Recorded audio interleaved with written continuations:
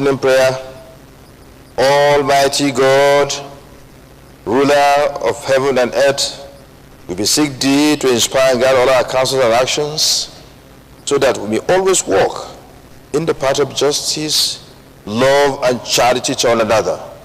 Help us with thy grace to do all of those things that will promote the unity, happiness, and prosperity of Nigeria. Amen.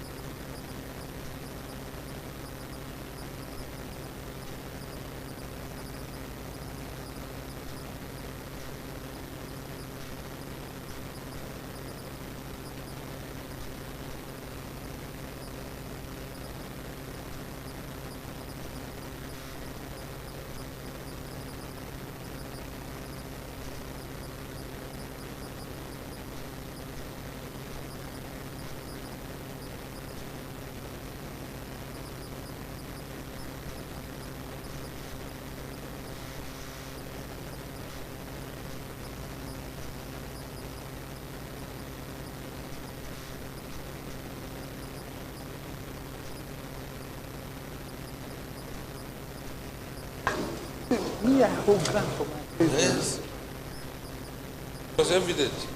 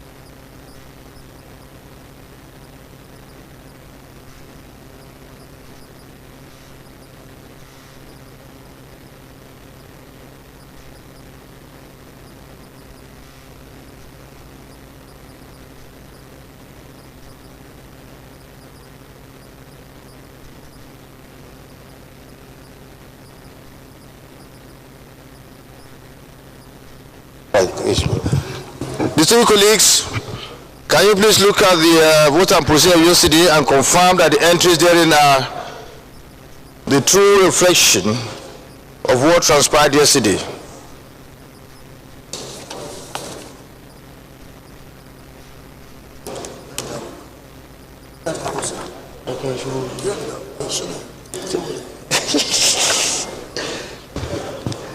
Page 1717, page 1718, page 1719, page 1720, 1721, 1722, 1723, 1724, 1725, 1726. Senator Joel Thomas, can you move for the adoption of the proposal?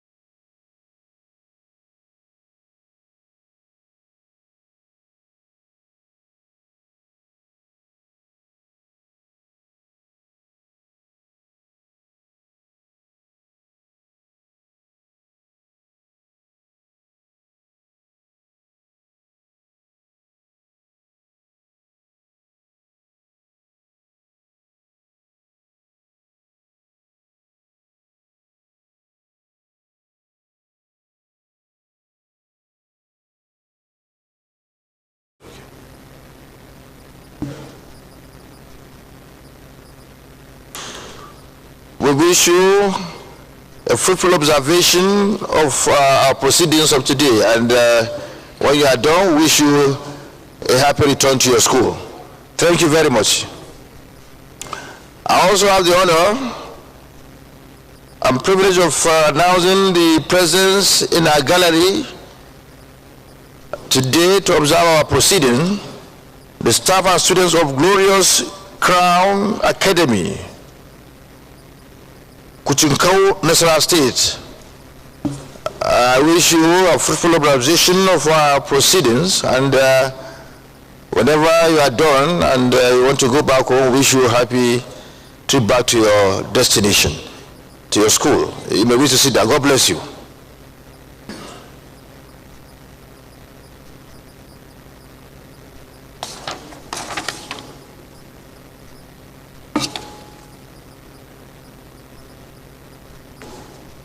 We have a letter from His Excellency Senator Otumba Engineer Gbenga Daniel, FNSCE, FAENG, FNIM, ACHE, Chairman Senate Committee on Navy, and former governor of Ogun State, He's also the Deputy Chairman, Senate Committee on National Identity and National Population. Notification on the program of my 70th birthday anniversary. With gratitude to God Almighty, I wish to formally notify the distinguished Senate of the Federal Republic of Nigeria on my 70th birthday coming up on the 6th day of April 2026. The 3-day event is as follows. 1. Wednesday, 1st April 2026, presentation of the following books. 1. Daniel in the Lion's Den. 2. My March Through Courts. 3. Path to Justice. 4. Otumba Benga Daniel in the Eyes of Time. Venue, Shehu Musa Yar'Adua Center, 1 Memory Drive, Central Business District, Abuja. Time, 1 p.m. Monday, that's the second day, which is Monday, the 6th day of April 2026. Thanksgiving service. Venue, Abraham's Tabernacle, Oba Eriwole Road, GRA Shagamu. Time, 11 hours, which is 11 a.m. Then the third day, which is going to be on Friday, 10th day of April 2026, shall be the grand reception. Venue, Harbour Point Marquee, 4 Wilmot Point Road, off Ahmedu Bello Way, Victoria Island, Lagos. Time, 12 noon. This is to formally notify the distinguished Senate and to respectfully request that the days be noted. Formal invitations will follow. Yours sincerely, His Excellency.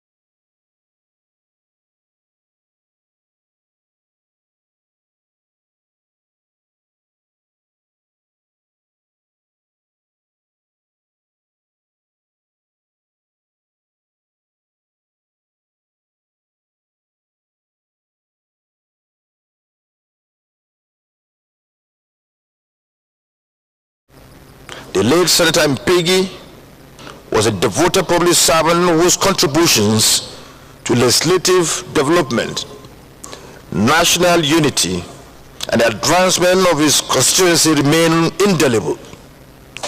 His passing is monumental loss, not only to his family and constituents, but also to the Senate of the Federal Republic of Nigeria and the nation at large. In honor of this distinguished service of the nation, his distinguished service of the nation, the family, in consultation with the leadership of the Senate and the stakeholders, has arranged a series of activities leading to his final interment. We therefore respectfully present the burial program for your kind information and participation as outlined as follows. Wednesday, 8 April 2026, Night of Tributes, Abuja, venue to be announced later. Time 5 p.m. Thursday, the 9th day of April 2026. Validity number A, validity session in honor of the Civil Senator Barinadam Piggy. Venue, Senate Chambers, National Assembly, Abuja. Time 10 a.m. Night of Tributes, Port Harcourt. Venue, Obiwali Cultural Center, Port Harcourt. Time 5 p.m. Friday, the 10th day of April 2026. Service of Songs Vigil. Venue, Koroma, Tire Local Government Area, River State. Time 5 p.m. Saturday, 11th day of April 2026. Funeral service and interment. Venue, Koroma, Tire Local Government Area, River State. Time 10 a.m. Your Excellency, the President of the Senate, we humbly request the presence and support of the Senate leadership in honoring the memory and service of our dearly departed Senator. Kindly accept the assurances of our highest regards, of highest respect and regards. Yours faithfully for the Mpigi family, Bene Lewangbe Royal Dynasty, Koroma, Tire Local Government Area, River State.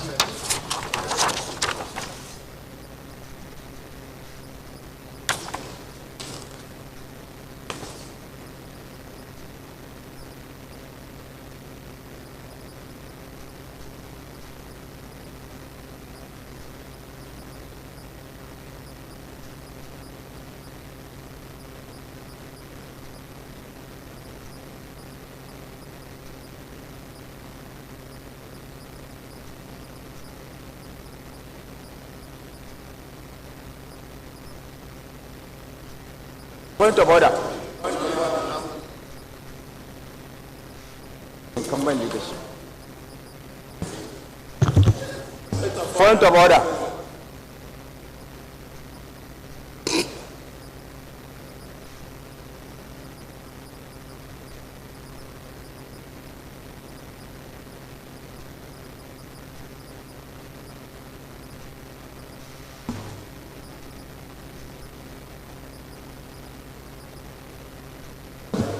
Point of order.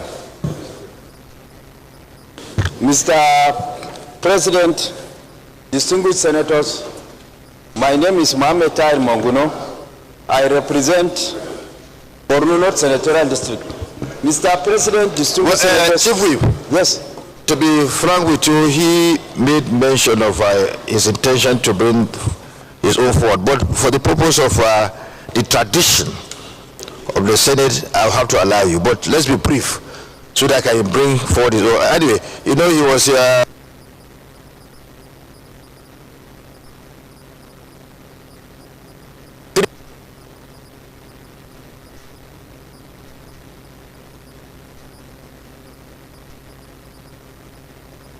I will be as brief as possible, sir. Mr. President, distinguished senators, my name is Mohamed Tahir Monguno. I represent Borno North Senatorial District. Mr. President,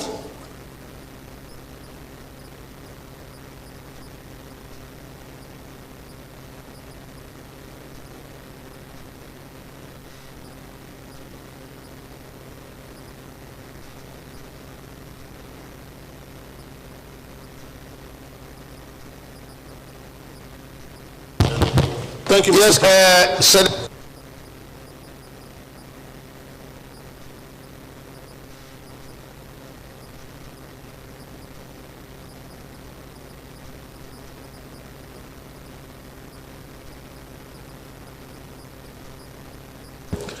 Thank you, Mr. President. Distinguished colleagues, I have two petitions to lay before the Senate this morning. Mr. President,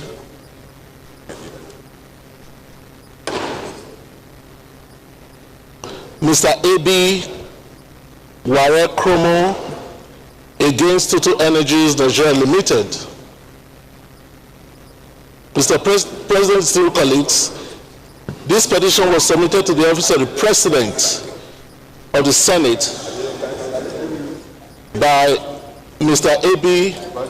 Ware Kromo, the Western Coordinator, Movement of Intellectuals for National Development, and sent to the Committee of Ethics, Code of Conduct and Public Petition for formal laying and referral made to the committee.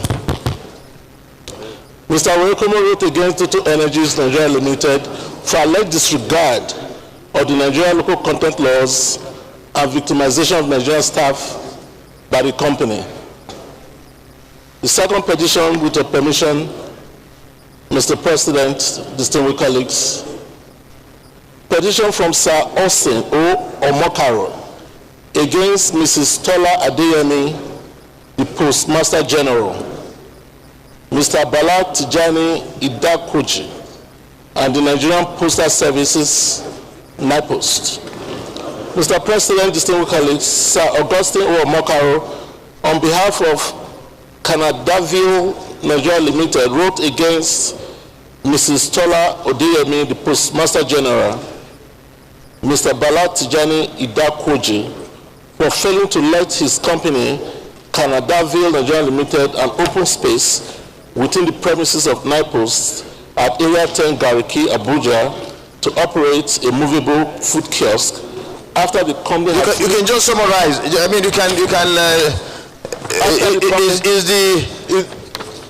how many of them? Two petitions. Are they encumbered by any legal? No, they are not, Mr. President. You may wish to submit your petitions. Thank you, Mr. President. They are not before any court of law.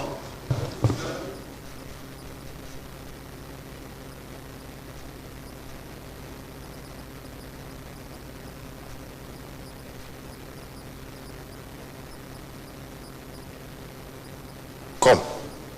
Right.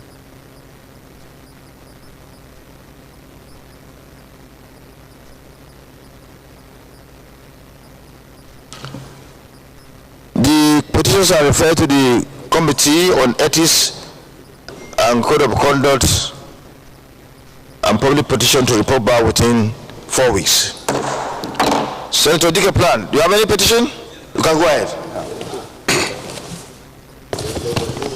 The President of the Senate, distinguished colleagues, I'm Senator Dike Plan. I represent Plateau Central. Mr. President and my colleagues, I have a petition written to me as Chairman Senate Committee on Labor, through me to the Senate. The petition is written by one Strong Bridge Human Rights Initiative, and the petition is about one Ms. Damilola Iyan Olua. She worked with Cheeky Foods Industries, but had an injury while working and lost one of her arms. The petition is for the fact that with the injury, the industry or the company she was working with, her employees, have neglected her. And they strongly wrote that the National Assembly has been doing well being a voice for the voiceless. And they passed the petition through me to the Senate, and at the moment the petition has no any court process or any act of going to court. So I desire that I present the petition to the Senate and for subsequent investigation and probably resolution by the Senate as regards what our dear sister feels being rejected. I thank you, Mr. President of the Senate and my colleagues.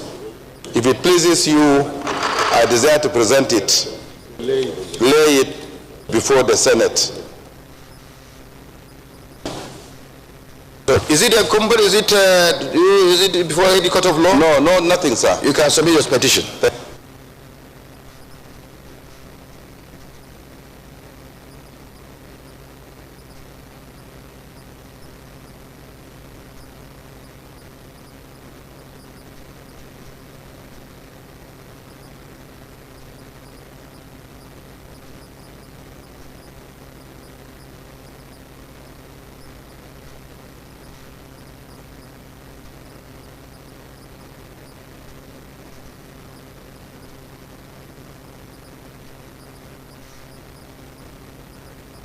The petition is referred to the Committee on Ethics, Code of Conduct, and Public Petition to report back within 4 weeks. Chief Whip. Thank you, Mr. President. My name is Mohamed Tahir Monguno. I represent Borno North Senatorial District. Mr. President, distinguished senators, I am craving for your indulgence to invoke Order 41 and Order 51 to bring this motion. And the motion is in respect of a deadly attack on military formation in Kukawa local government area of Borno State, where an officer, a very gallant officer by name Lieutenant Colonel Umar Farouk, and other soldiers lost their lives in the course of attack by Boko Haram insurgency with the sole aim of taking over that local government. But as a result of the gallantry displayed by our military, they were able to be repelled and sustain a lot of casualties, the Boko Haram. But our military also sustained casualties. So this motion is brought in distinguished colleagues, the chief will approve it this morning that he tends to bring forward this motion we I just told you about. And in line with our rules, I will now put the question. It's up to you if you wanted to bring it forward under Order 41 and 51 in view of the importance of the motion. So those who are in favor that it should be allowed to move the motions, please say aye. Those against say nay, the ayes have it. You may proceed. Thank you, distinguished senators and Mr. President, for the indulgence. The motion reads thus: deadly attack on military formation in Kukawa local government area of Borno State. The Senate notes with deep concern that in the early hours of 9 March 2026, suspected insurgents launched a coordinated attack on a military formation of the Nigerian Army in Kukawa local government area of Borno State, engaging troops in a fierce gun battle. In fact, the gun battle lasted for about 24 hours. Also note that the attackers reportedly approached the military base from multiple directions and engaged the troops in intense fighting that lasted several hours. Worried that the attack resulted in the death of Lieutenant Colonel Umar Farouk, who was instrumental to the return of the people of Kukawa town after it was ransacked by insurgents alongside other gallant soldiers. In fact, the late Lieutenant Colonel Umar Farouk was instrumental for the restoration of Kukawa local government after the initial takeover of the local government by Boko Haram insurgents. Also worried that the attack, wherein military vehicles were set ablaze and weapons were looted, forms part of a renewed wave of assaults on military formations in the northeast, despite ongoing counter-insurgency operations under Operation Hiding Kai. In fact, even this morning, as I was coming here to move this motion, I got a report that another community, still in Kukawa local government, named Doro, was attacked by the insurgents, and one soldier lost his life in the course of the fight. Just this morning, as I was coming here to move this motion, commends the bravery, resilience, and sacrifice of officers and men of the Nigerian Armed Forces who continue to defend the territorial integrity of Nigeria and protect citizens. Cognizance of the strategic importance of sustained military operations, improved intelligence gathering, and enhanced logistic support in consolidating the gains made in the fight against insurgency. We really salute their bravery, their determination, their zeal and enthusiasm in the fight against insurgency, to the extent that we are able to restore the territorial integrity of this country in local governments that were hitherto under the firm control of the Boko Haram. Resolves to observe a minute of silence in honor of the soldiers who paid the supreme sacrifice in defense of Nigeria. Commend the officers and men of the Nigerian Armed Forces, particularly troops of Operation Hadin Kai, for their courage, resilience, and commitment in confronting insurgents and safeguarding communities in the Northeast. Urge the Nigerian Armed Forces to intensify ongoing counter-insurgency operations by strengthening intelligence gathering, surveillance, and operational capabilities with a view to bringing to an end insecurity in the entire Northeast region and Nigeria as a whole. Mr. President, thank you very much. We need a second down. No, I want to add another prayer by way of amendment. If it's not here. Okay. Okay. Yes. Okay. Go ahead. Go ahead. Yes. Mr. President, distinguished senators, though not in my senatorial district, it's in Borno South senatorial district, and distinguished Senator Ndume has gone for Saudi Arabia for the Lesser Hajj. There is a community in the senatorial district, in fact, in his own local government called Ngoshe, that were ransacked, and quite a number of people lost their lives. Soldiers also lost their lives. So I want to also urge an amendment to be included here, whereby we also pray for those soldiers that lost their lives in the course of defending Ngoshe, and the civilians that also equally lost their lives in the course of that. Thank you very much. It's an extension of your motion. Yes, yes. As an omission, then we can assume it as part of the motion. Senator Shehu, you want to second the motion? SAN. Thank you, Mr. President, and my distinguished colleagues. My name is Kaka Shehu Lawan. I represent the good people of Borno Central Senatorial District. Mr. President, I rise to second the motion ably moved by the Chief Whip of the Senate, distinguished Senator Mohammed Monguno. And by the leave of Mr. President, I would like to chip in a word or two. Mr. President, sir, the renewed resurgence of insurgency in Borno State is at alarming rate, and something needs to be done extraordinarily. Mr. President, even in Borno North, where distinguished Senator Mohammed Monguno is representing, a community known as Moinok was ransacked the same day Baga was ransacked. In my own senatorial district, Konduga local government was attacked, and the CEO, Lieutenant Colonel Ilyasu, paid the supreme sacrifice. A community known as Dalwa in Borno Central was also ransacked. And these attacks came at the same time sporadically, sir. So, Mr. President, distinguished colleagues, it is in our enlightened self-interest to support this motion by nipping in the bud the renewed resurgence of this insurgency. Mr. President, sir, I also want to commend the military for not abdicating their responsibility. They stood firm to fight these insurgents with a view to allowing our people to sleep with their two eyes closed. Also, associating myself with the Chief Whip, Borno South Senatorial District, the same Senator Ndume is unavoidably absent. His own community also suffered a devastating effect. And in Banki Junction, where we shared borders with Senator Ndume, the CEO, commanding officer, Lieutenant Major Megeli, was also killed. So, Mr. President, on daily basis, in a couple of days, we lost about 3 commanding officers as a result of this renewed resurgence. So I plead with our distinguished colleagues to wholeheartedly support this motion with a view to bringing lasting peace to our dear state and Nigeria by extension.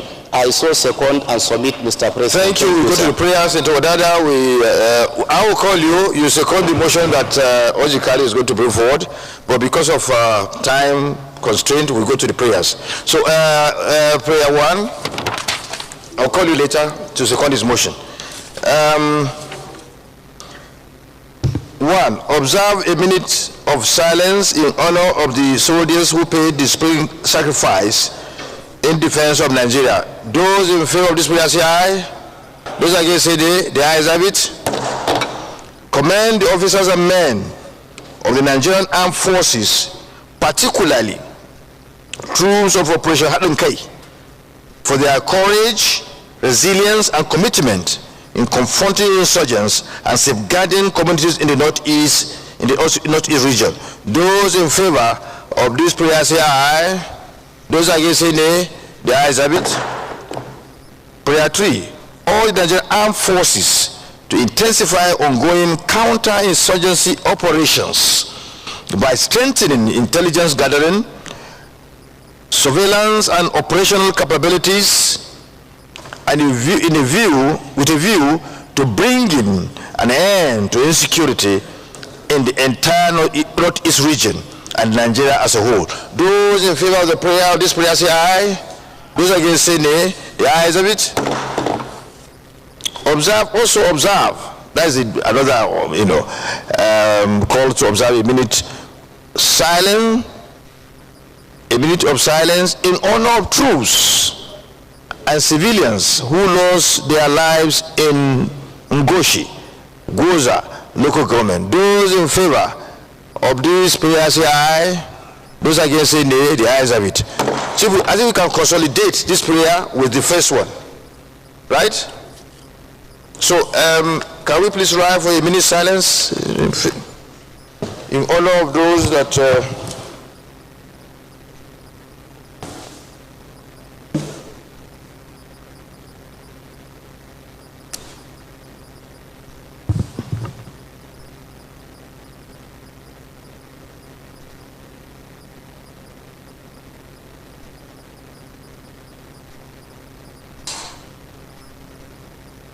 may the souls of our gallant soldiers who lost their lives in Kukawa local government area, as well as Ngoshi in Goza local government, rest in perfect peace.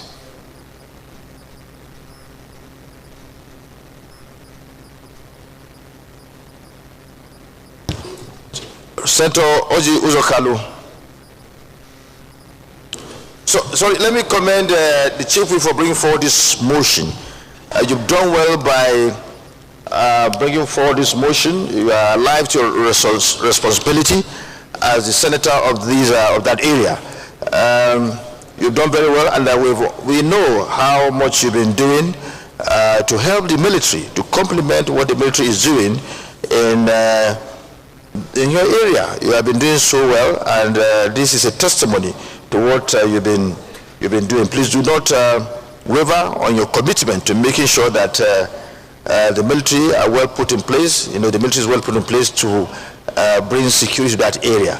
And I know the president, even yesterday, we know that the president was preparing to deal with this matter. He has always been doing his best to deal with the situation in the North, not only in the North, but the entire country. The world is now engulfed in insecurity. You can see what is happening in the Middle East. It's everywhere. Insecurity is everywhere in the globe. But the president is doing very well to deal with the situation here at home. So what we need to do is to put our hands together, just the way we are doing. Is an all-inclusive. It needs an all-inclusive effort to deal with this matter. So we thank you very much, and please do not waver. Continue on what you are doing, so that we can collectively bring security to our nation. Thank you. Senator Orji Kalu. Thank you, Mr. President. My name is Orji Uzor Kalu. I represent Abia North. Mr. President, a motion in pursuant to Order 41 and 51 of the Senate Standing Order 2023 as amended. With your permission, I may read. Thank you, Mr. President, for your kind permission. The matter of discussion shall be, if possible, very fair to the President of the Senate before commencement of the day sitting, and the President of the Senate shall refuse to allow... You can go ahead. Okay. It's assumed that, just go ahead. An urgent need to suspend the project tracking exercise by the independent corrupt practices and other related offenses to investigate trackings. Mr. President, the Senate noted recently the national... Okay, wait first. The same colleagues, the former chief whip approached me this morning that he has an urgent motion in respect to what he had just read, the synopsis which he has just read, about project tracking exercise being conducted by ICPC. He had just told you, he had just given you a summary of what the motion entails. Is it your view, do you want to indulge him that he bring forward this motion? Those in favor say aye. Aye. Those against say nay. The ayes have it. You may proceed. The Senate may note recent nationwide project tracking introduced by Independent Practices and Other Related Offenses Commission, targeting contractors executing federal government projects accounting. Huh? I should come.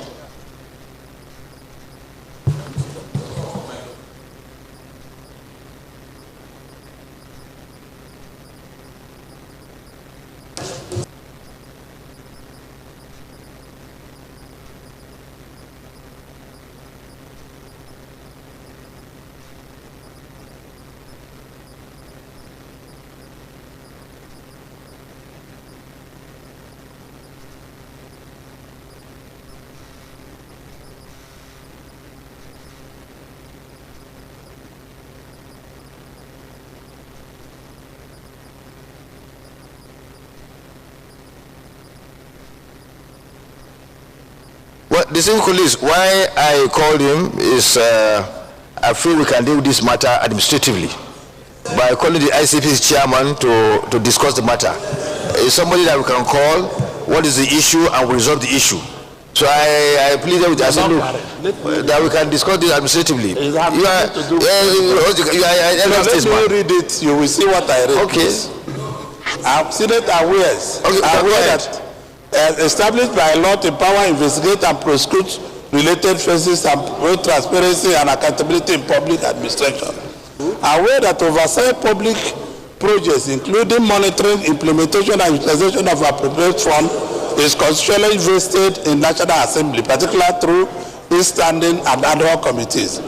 Concerned that several contractors being tracked and queried are executing projects that have staggered, and also instances no funding releases owing to the cash blocking and constraint and prevailing project implementation.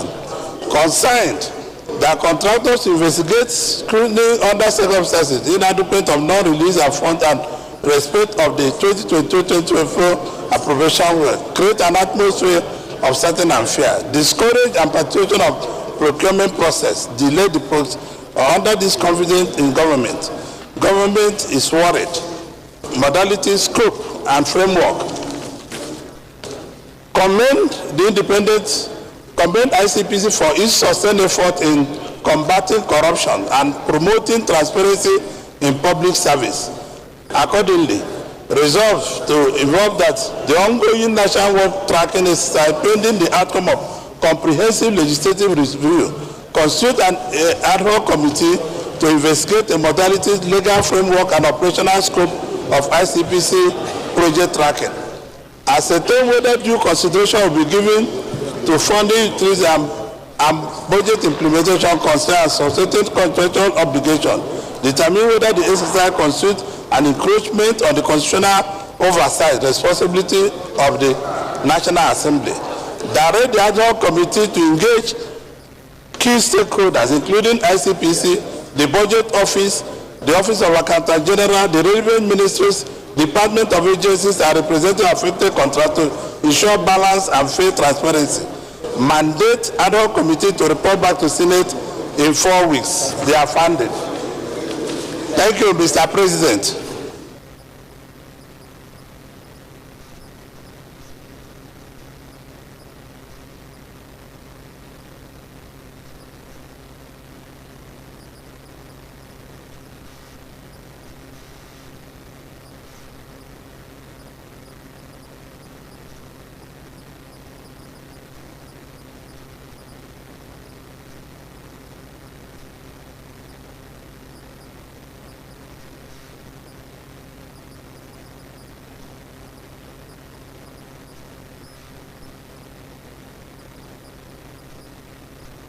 Leader of the Senate. Thank you, Mr. President. Very distinguished colleagues. Let me observe very quickly with respect to the motion before the Senate to say that in the first instance there is no motion properly before the Senate, because in accordance with our rules a motion will need a seconder. And to the extent that no one had seconded this motion, it cannot stand. That's number one. No, you had already moved the motion. Number two, when a motion, Mr. President, Mr. President, secondly, when a motion is brought pursuant to orders 41 and 51, the presiding officer is required to seek the consent of distinguished members, which also was not done before the motion was presented. Thirdly, Mr. President and distinguished colleagues, and most importantly, the ICPC has the mandate to track projects. I stand before this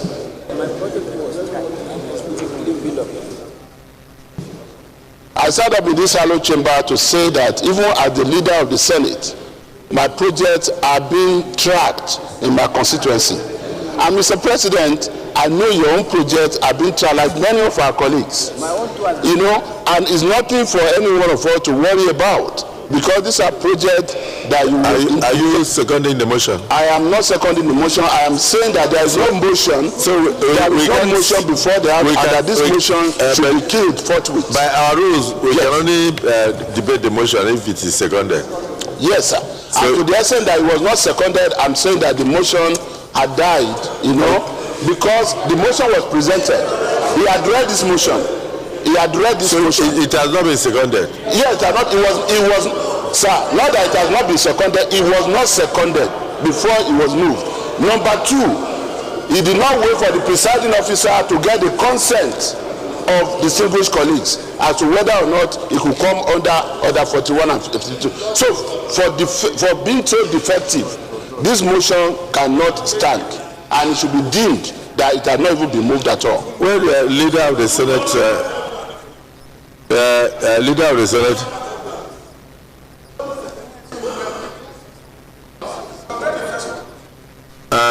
DSP, you were on top. Well, Senator Orji Kalu is an experienced and well-respected legislator. He was here in 1992. He was, in fact, the chief whip of this. In fact, he was the chief whip, the Indian past chief whip. I want to look. Let's see. In fact, he was the immediate past chief whip of these hollow chambers. Well respected. Before we came in, I called him. I told him there's no need for this motion, and that the motion should be withdrawn. If he has any misgiving or any complaint about the tracking system being done by ICPC, this can be dealt with administratively. It can be dealt with administratively. I told him so. Now, having the opportunity to ventilate my view on this issue, I want to advise, going by what the leader has said, we don't need to debate this motion. Let's withdraw this motion, and if there's anything, because we're talking about prudence, we're talking about accountability, and we enacted the ICPC Act. For us now to come and stop ICPC from performing its statutory functions, I think no, it's wrong. What is wrong? What is wrong? I'm ventilating my view. You can sit down. So I'm saying, for the purpose of accountability, prudence, transparency, and they are acting within their mandate. So please, let's allow this matter to be discussed administratively. Senator Uche Kalu, we respect you. Please, let's allow this matter to be discussed administratively. Mr. President, submit. In fact,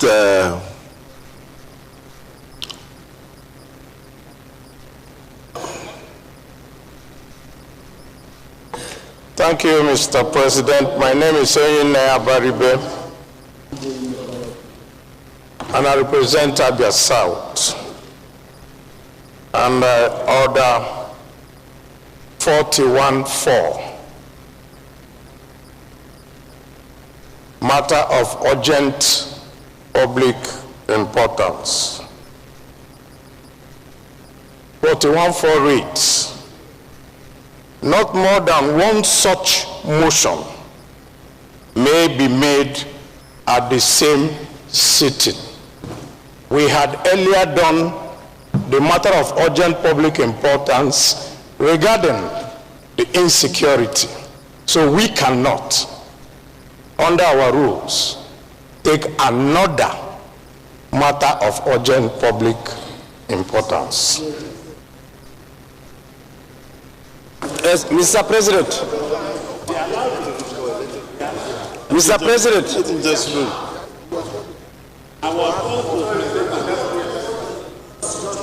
Let him just rule and just it will put us in a very bad light. Mr. President, sir. A point of order. The point of order is very clear. Unless otherwise stated by the agreed upon by the Senate, the point of order raised by Senator Abaribe must be upheld. So it is hereby upheld. Yes, Larry.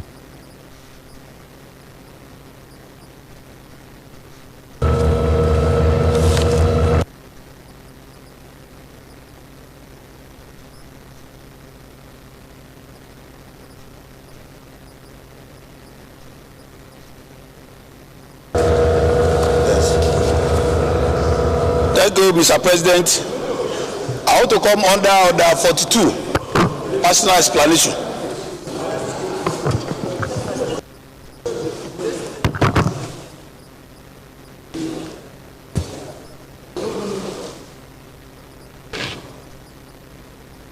Order 42, yes.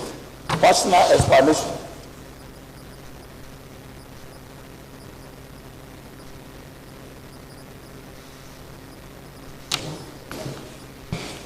Yes. Distinguished colleagues, this is a personal explanation that expects the leave of the President of the Senate to be sought, and also no controversial matter will be brought forward. Senator Olare approached me and mentioned to me that his king had passed to the great beyond to join his ancestors. I said by sympathy. Thank you, sir. So I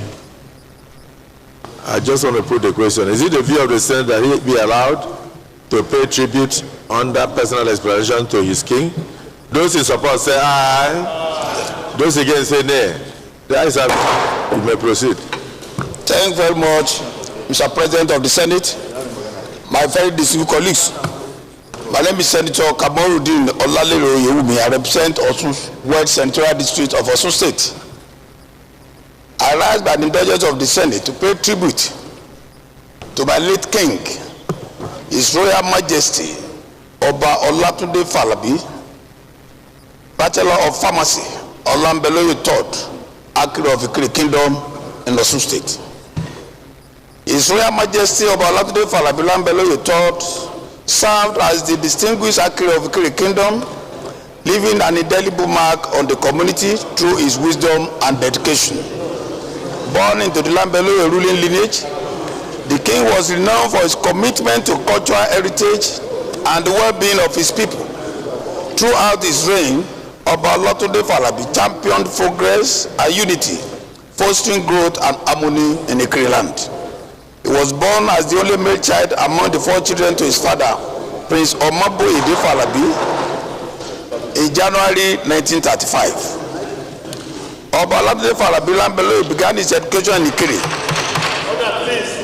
attending primary schools before moving on to Oluiwa College, now Adeola Odutola Comprehensive College in Ijebu-Ode. After obtaining his secondary certificate, he briefly worked as a sanitary inspector. In 1960, he entered the schools of agriculture in Abeokuta. As a young man, he relocated to Lagos, where he taught at a modern school in Ikeja for a short period. He then became a laboratory assistant at the General Hospital, Lagos, working during the day and studying for his A-level at Federal Science School, Victoria Island, at evening time. He was residing then at Army Hosted on Lagos Island. He persevered through these challenges until he achieved his A-levels, later pursuing his pharmacy at the University of Ife, Ibadan campus, with support from federal government scholarship of the Federal Ministry of Health. Upon graduating as part of his first group of locally trained pharmacists in 1967, Oba Falabi began his career at Kingsway Chemist, a subsidiary of RGB, where he contributed to the launch of Dumex baby food, which will be the formula for his 4th child, Olubenga Falabi, born to his beloved wife, Olori Antonia Aduke Falabi, in 1967. She later gave birth to 4 more children, Babajide, Omobolanle, Foluke, and Oyelola. He then moved to the Roach, which was represented by Kingsway Chemist in Nigeria before Roach Medical Information.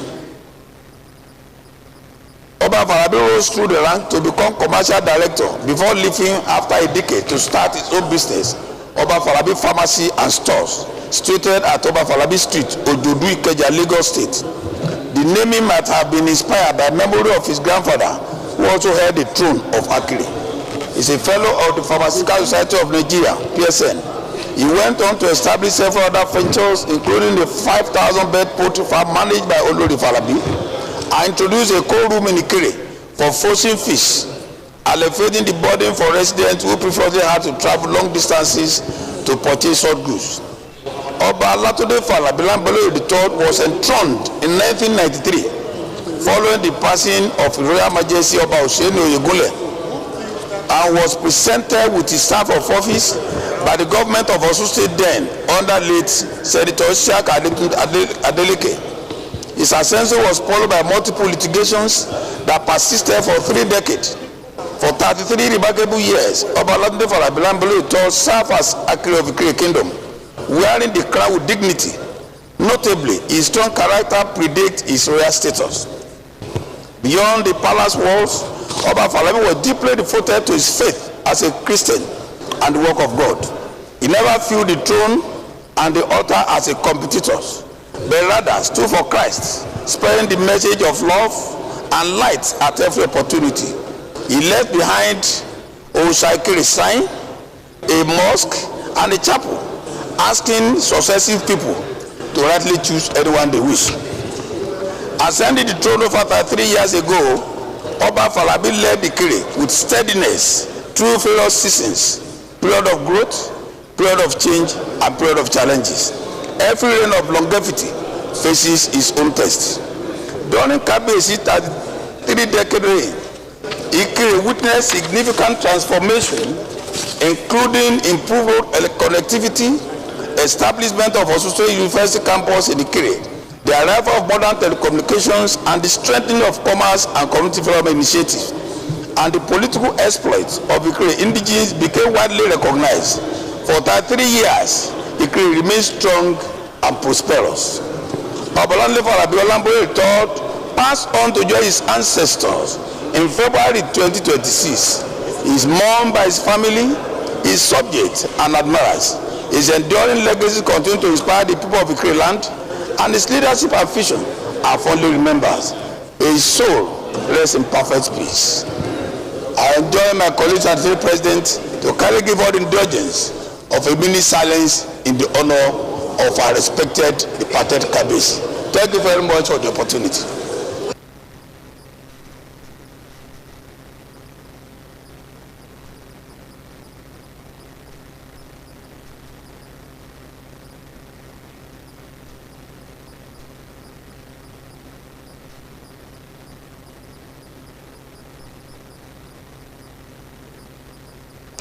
Well, the very distinguished Senator Olare, since this does not require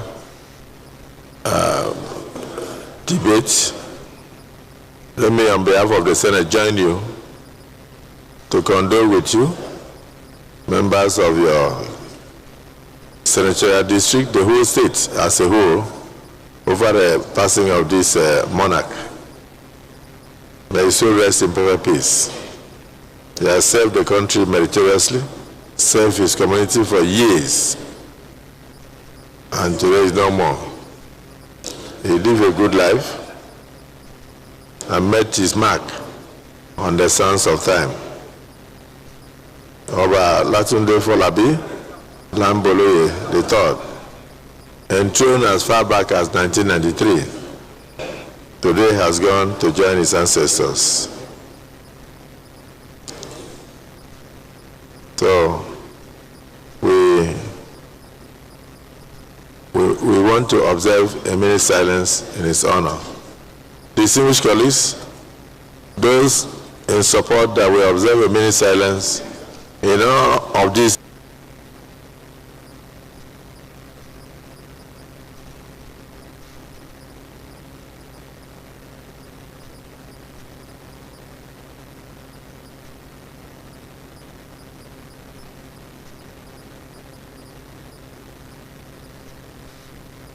May the soul of His Royal Majesty Oba Olatunde Falabi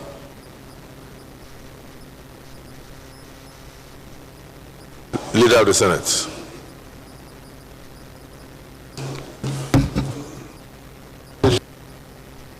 Leader of the Senate, so that I don't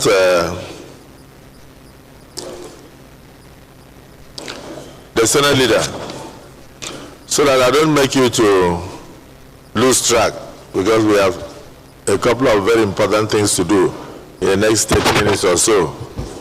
So let me just crave your indulgence to inform the Senate through later by reading this correspondence before me.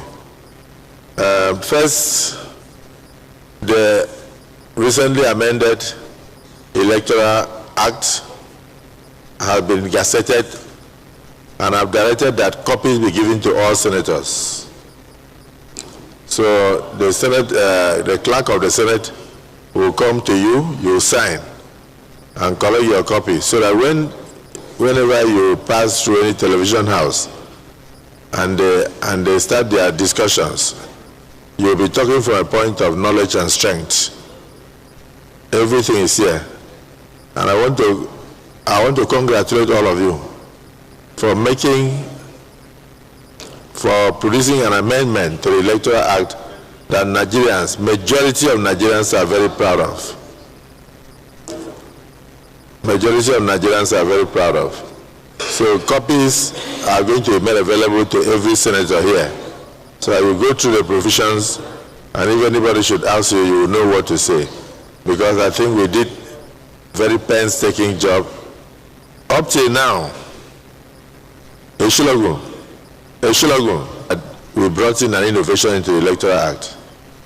And that innovation is electronic transmission. It has never been in the Act of Parliament since 1960. And we said from every polling unit that immediately after the voting, which normally is manual, you go to the polling station, unit, they give you your ballot box manually. You collect it and a pail or box manually. Then they pour everything down manually. Then they do sorting manually. And then after that, they do counting manually. And after that, they bring the form EC8A manually. And then they insert whatever each party scores manually. And then they get the agents to come and sign manually, not electronically. Then the presiding officer will sign manually. The only thing that seems electronic, which the public does not seem to understand, is that you now use either the BVAS machine and then you snap it. You are snapping it manually. Then you now press electronically, manually. Then you now transmit electronically. So where it goes, that is real time. Where it delays because of network communication, when eventually it goes, it's no longer real time. But before you leave that polling unit to the collation center at the ward or local government, it has entered. So you can view it from the IRF, because it will have entered the IRF portal. So what they are looking for is already there. And we said, shall. It's mandatory that after you snap it, you send it. Experiences in the past show that maybe because of pressure at the polling unit, some of the presiding officers, instead of snapping the result, will snap their feet. So some of them will snap bottles on top of the table and still transmit. But whatever it is, it's transmission, isn't it? So that electronic transmission that we injected is an innovation. It will show, or it will enable us to have transparent election, where results from all polling units can be viewed from the viewing portal, which is the IRF. I hope we are getting the point I'm making. So I just want to say congratulations to the Senate through you for the painstaking manner in which you looked at the issues. Because up till now, people still don't understand that we don't have real electronic voting system in Nigeria. And all we said was that in the event that the communication, the transmission, because of network failure, which of course, you know, there are a lot of destructions are going on in many areas of insurgencies, then it should be done as soon as practicable. That cannot be called real time. So when I hear people on television talking and talking, I mean, there was a professor from one of the universities that was criticizing, and then they asked him on the tax laws, what particular portion or clause are you against? He said he has not yet read the tax laws, but he spent 45 minutes on television talking about tax laws. But when they said, what clause are you against? He said he has not yet read. They said, so how do you know so much? He said, it's finally the interviewer realized he was talking to a man who knew nothing. But it was sponsored by the opposition because it's very eloquent. You know, some people are eloquent liars. What you did was in the best interest of Nigerians. We can't pretend as if all the networks in Nigeria are good, and we cannot disenfranchise any community. Having said that, this is notice of defection from the People's Democratic Party to the All Progressives Congress. I write to formally notify you that I have resigned my membership of the People's Democratic Party, which sponsored my election to the Senate, representing Adamawa North. Prolonged and non-resolved internal divisions within the party at the national level, which have significantly impaired its cohesion and effective functioning of the party. The persistent crisis has created a structural fracture within the party, affecting its national leadership and operational stability. In view of the foregoing and pursuant to Section 68, subsection 1G of the Constitution of the Federal Republic of Nigeria, 1999, as amended, which permits a member of the Senate or a member of the legislature to to retain his seat where defection arises from a division in the political party at the national level, partition in the political party at the national level, particularly that sponsored his election. I hereby formally notify the Senate of my decision and my formal defection to the All Progressives Party, the only organized political party without division in the country. This communication is intended to ensure full compliance with constitutional requirements and to place the Senate on proper notice of the circumstances surrounding my resignation from the People's Democratic Party and defection to the All Progressives Congress. Please accept, distinguished Senate President, the assurances of my highest regards. This is signed by distinguished Senator Amos K. Johanna. Adamawa North Senatorial District has become fully APC from today. And I want to recall that distinguished Senator Ipadebo Banigo yesterday had sent in the same letter. So as we are moving forward to take our distinguished brother to the winning side, which is the APC, also do the same for distinguished Senator Banigo. Let me read one more. Let me read one more so that you know the people to pick, so that you don't go and carry all of them.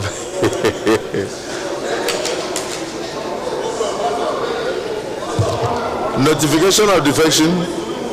Notification of defection from the People's Democratic Party to the All Progressive Congress, the President of the Senate. This is from I write to formally inform you and distinguished colleagues in this hollow chamber of my decision to resign my membership from the People's Democratic Party and officially defect to the All Party of his choice, where there is a division in the national leadership of the party that sponsored this election, and where there is a merger of two or more political parties or a faction by which the original party had to split. The prevailing conditions within the PDP clearly meet the constitutional threshold of the word division, as recognized by the extant judicial interpretations of the above provisions of the Constitution. This followed the persistent crisis within the national level, the deepening of internal factions, and the ongoing leadership tussles, which resulted in multiple court cases, has created uncertainty regarding the party's stability and the possible prospect of the party in the forthcoming election. Informed by this informed my decision to withdraw my membership of the party and to defect to the All Progressives Congress.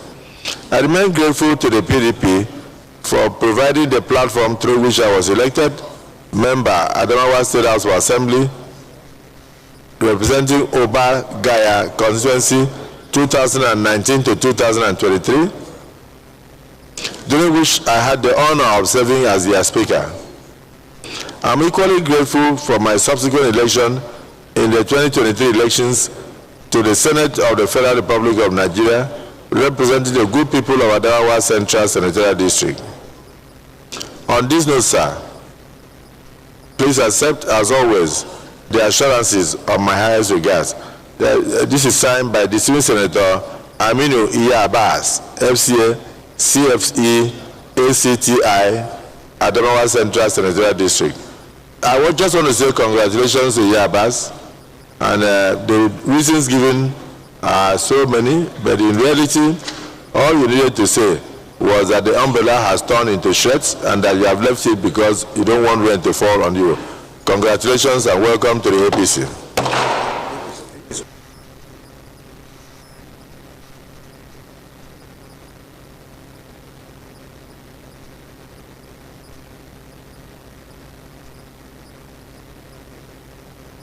Sorry, like I said, this is Senator Adara Modu. Are you phoning me? Because I'm not with my phone. Okay, you're testing it. Okay. Your explanation more later. This particular one is Senator Agadaga. Senator Agadaga. Asukwa can always see you after the sitting. Senator Lalong, are you waiting to perform the duty of taking your colleagues to your side? Okay, so let me read one more. Notice of change of party. This is Senator Kevin Chugu. In just 2 minutes, I can finish.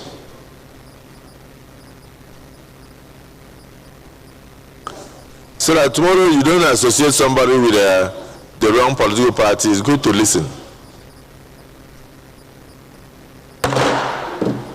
Even the meeting that is going on right now with the Southeast region between Ojus Okalo and Izuraso can take place after this, but no problem. Continue.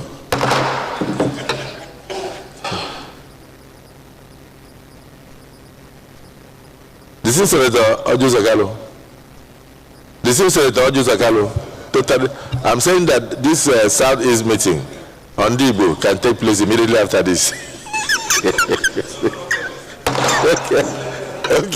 Stop disturbing the elder statesman. Okay. So this is notice of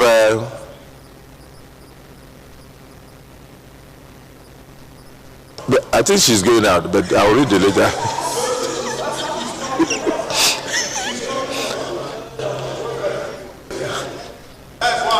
I'll suspend reading it later. Point of order, Mr. President. Just a minute. Okay. I write to notify His Excellency the Halo Chamber of my decision to resign my membership of the People's Democratic Party and to cross over to the All Progressives Congress. The difficult but very necessary decision comes after extensive and wide-ranging consultations with my political associates and key stakeholders within my constituency and beyond.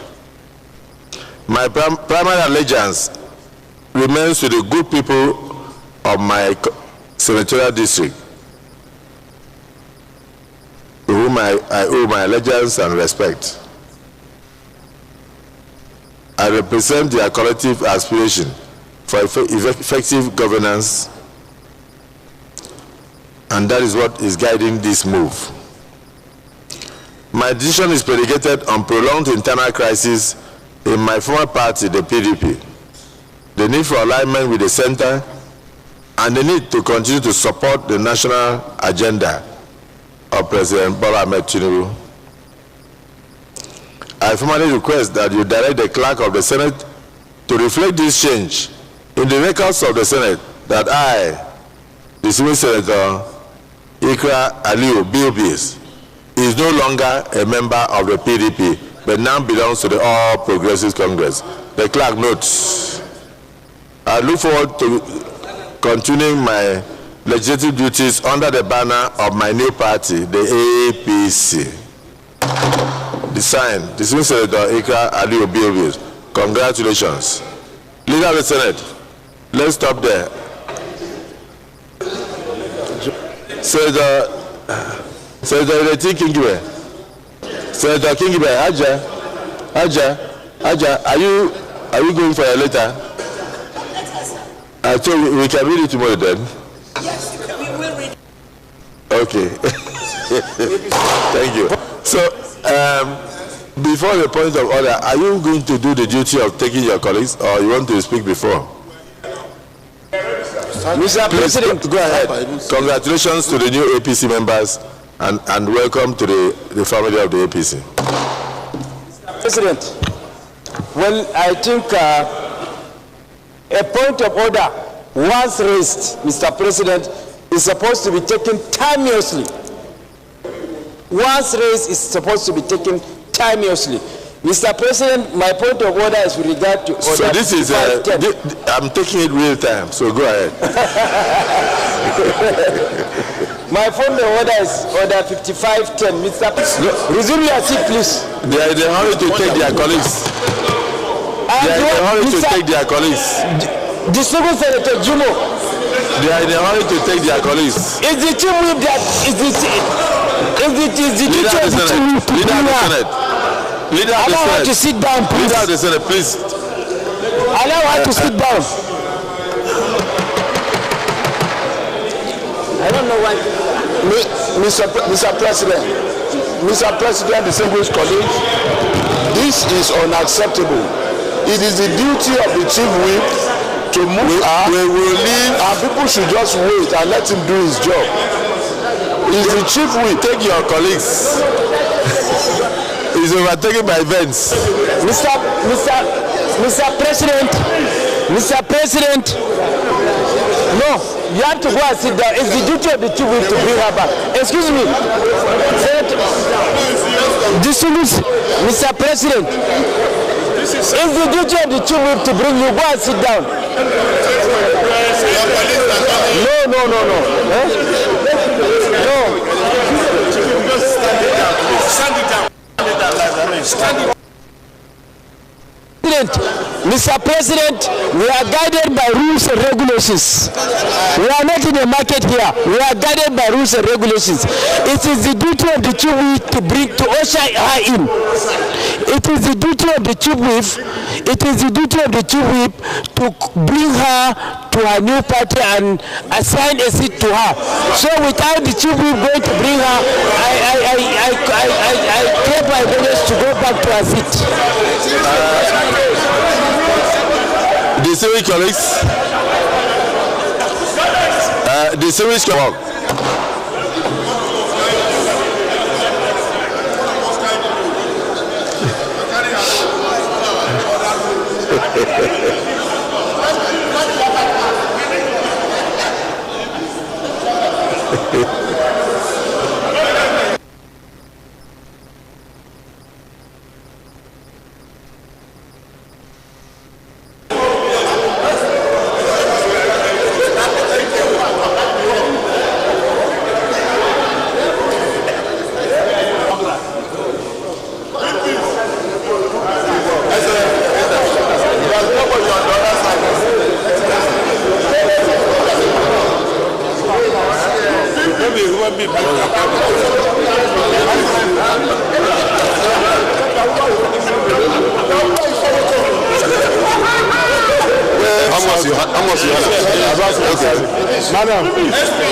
Madam, congratulations.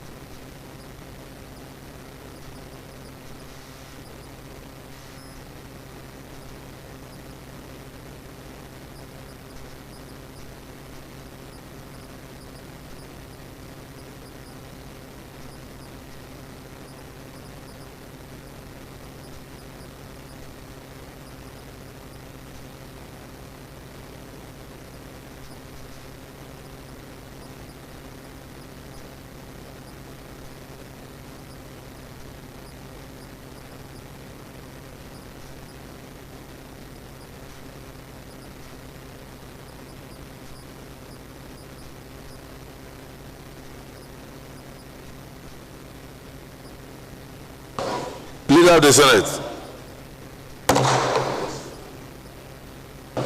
Thank you.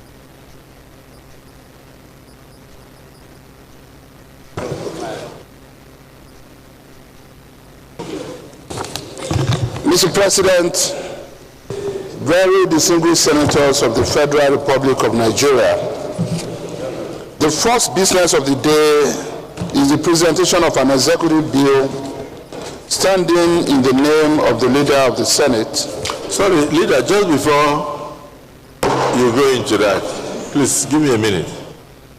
I don't want to, distinguished colleagues, I don't want the event that just happened a few minutes ago to pass as a normal event. So if you can say something to give comfort to our colleagues. It's not easy to come from one constituency to the other, not to talk of coming in the quantum that we have seen. This is unprecedented since Nigeria was born in 1960. Please.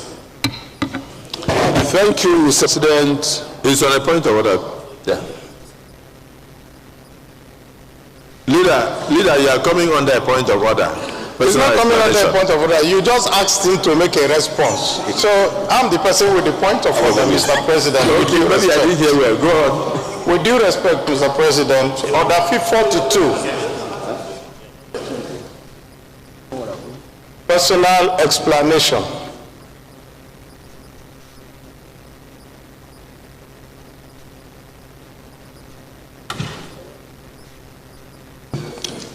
Please read.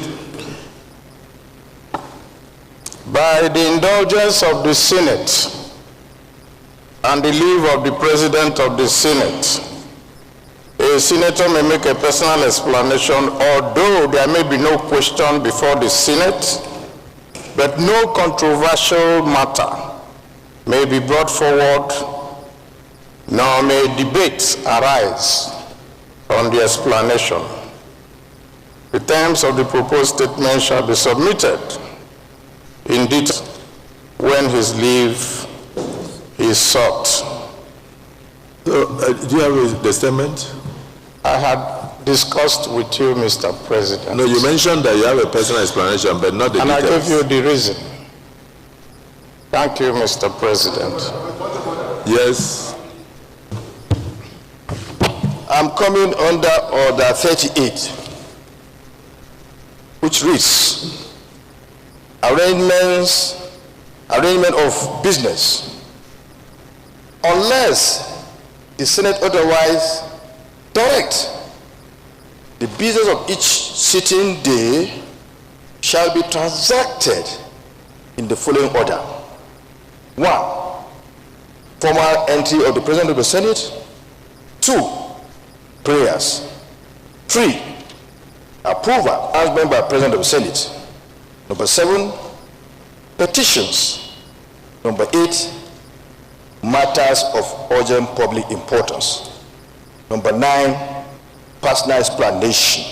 And 10, order of the day. Mr. President, we've gone past the time for him to bring, anything to do with personal explanation. We are going into order of the day. So what the order is coming under is an aberration, as in, and is in violation of our rules. I therefore call on you to call him out of order. If I recall, Mr. President, when the Senate President wanted to go into the order, you asked him to stop so that he can make a comment on something you wanted him to comment on. So we hadn't gone into the order. The Senator Abaribe, you know, you are one of the landlords of the Senate. We can always bend backwards the Deputy Senate President to accommodate him. But since he has pointed out 2 issues, he said he was about to go into order of the day. So I called him to quickly make a comment on something. So in the same vein, I will allow you to make your comment, and then he will now go into his personal explanation. Yes. Thank you, Mr. President. Of course, you are the chief custodian an interpreter of our rules. But beyond trying to palliate both of us, I want to say that I'm relying on the same order 42 to say that our most ranking distinguished Senator Abaribe cannot proceed under order 42, as he has said. Mr. President, just less than 10 minutes ago, I stood there with you when you asked me to approach the chair, and distinguished Senator Abaribe approached me and said, like a joke, I'm going there to raise a personal explanation. And we said, you know, you have to, you know what the rules are. He came back here and raised a defective order 42 for the avoidance of doubt, sir, and for the understanding of members of public, because I know our colleagues understand these issues.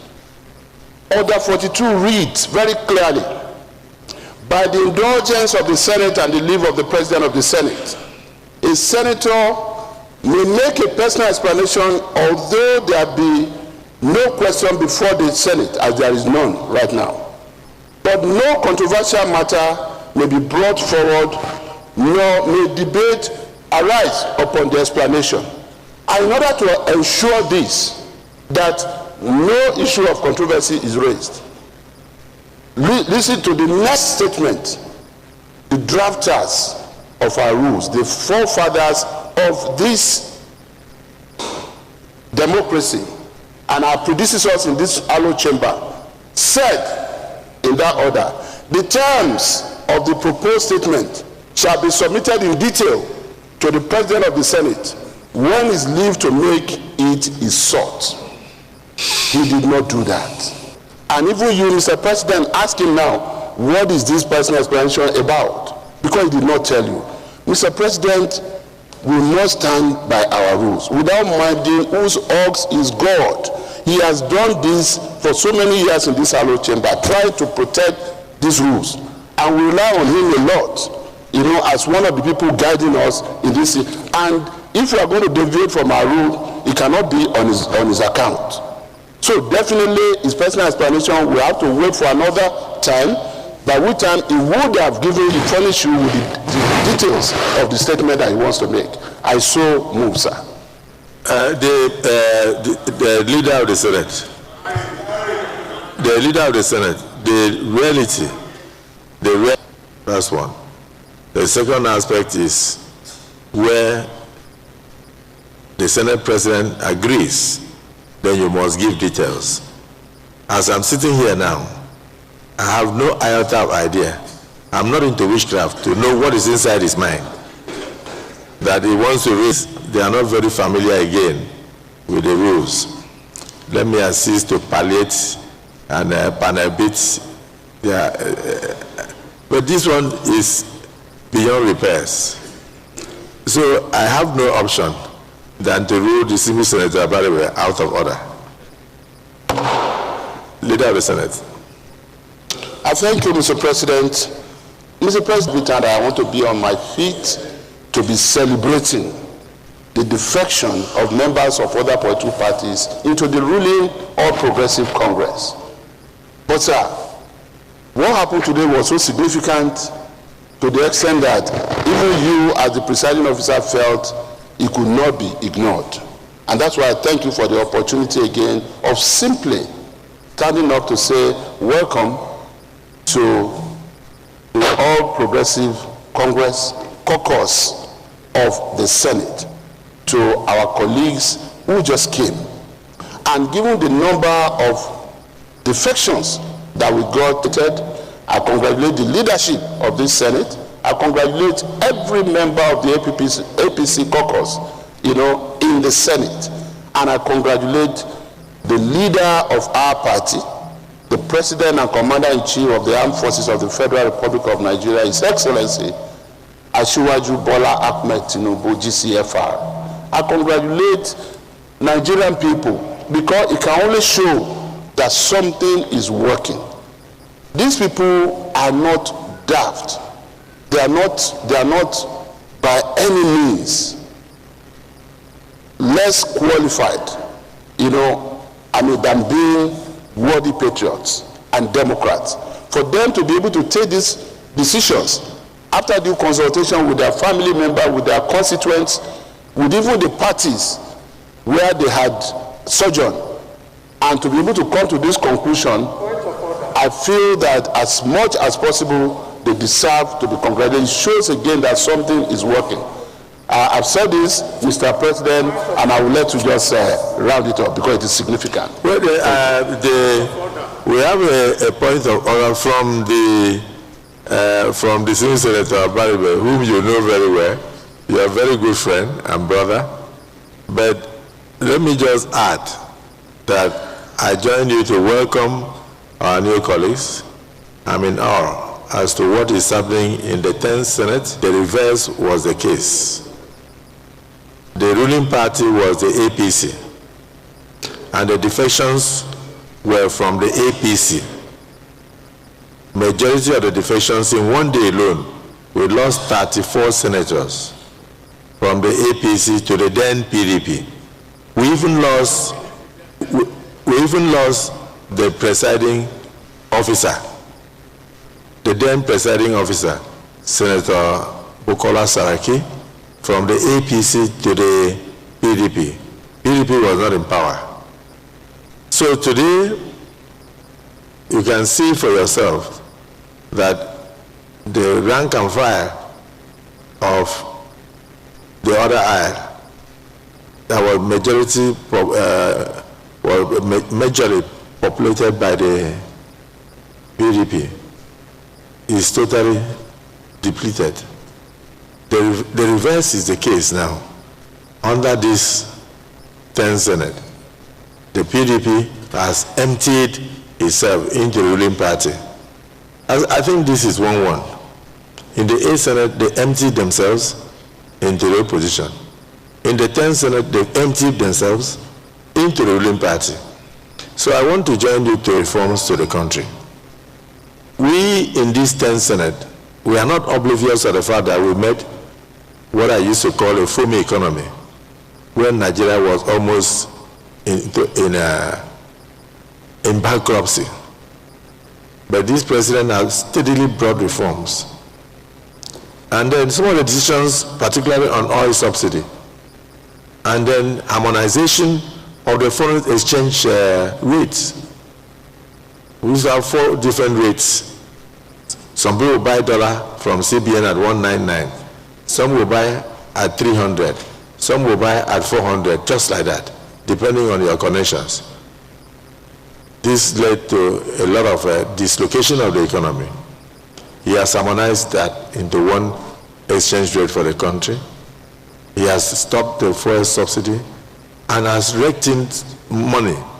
And because he believes in true federalism, the state governors are telling me that they are not borrowing 1 naira anywhere. They are meeting their obligations on a monthly basis, paying salaries and doing their projects, because every cover that comes to the Consolidated Revenue Fund of the Federation is shared in line with the Constitution. And the states that the subnationals are doing very well. Our people are happy. So that is why whenever a senator goes to consult his constituency and say, I want to join the APC, they say, join the APC, because they are putting Nigeria on a trajectory of growth, and they are putting Nigeria on the trajectory of total reformation and rebirth. So I wouldn't be surprised if the point of order that Senator Baribe is about to raise now may be personal explanation as to why he's also going to toe the line. So this is Senator Baribe. I congratulate the Thank you, Mr. President. My point of order is 52-8. 52-8.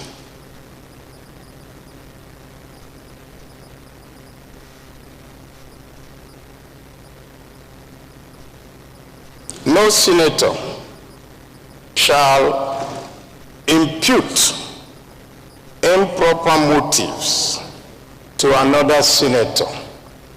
I say this with due respect, Mr. President. The Senate leader, our highly revered Senate leader, said that when I approached you, that I never said what I was going to say. But on the contrary, Mr. President, you asked me whether the point of order I was going to raise, the person was about defection, and I said yes. And we all laughed about it. So you would have let me raise my point of order, because defection is not a controversial matter. And in fact, the APC just celebrated defection here. So that's why I feel that that particular... what about giving us the details in writing?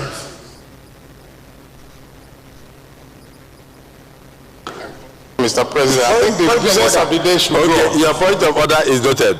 Leader of the Senate.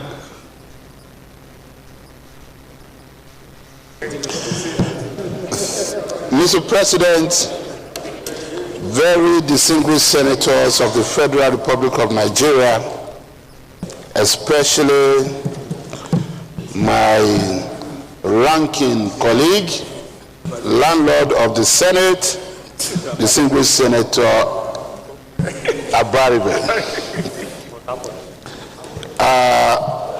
Let me say that the first business of the day is the presentation of an executive bill standing in the name of the leader of the Senate on the 2026 Federal Capital Territory FCT Appropriation Bill 2026 SB 1020. Mr. President, you may wish to invite the Clerk of the Senate to read the short title of the bill. Clerk of the Senate.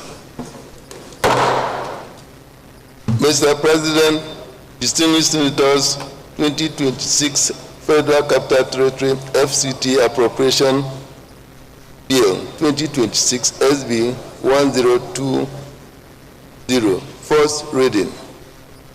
Distinguished colleagues, 2026 Federal Capital Territory FCT Appropriation Bill 2026 SB 1020, first reading taken. Leader of the Senate. Mr. President, very distinguished colleagues, the second business of the day is the presentation of a bill standing in the name of most distinguished Senator Akintunde Yunus Abiodun on the Federal Medical Centers Act Amendment Bill 2025 SB 1017. Mr. President, you may wish to invite the Clerk of the Senate to read the short title of the bill. Clerk of the Senate.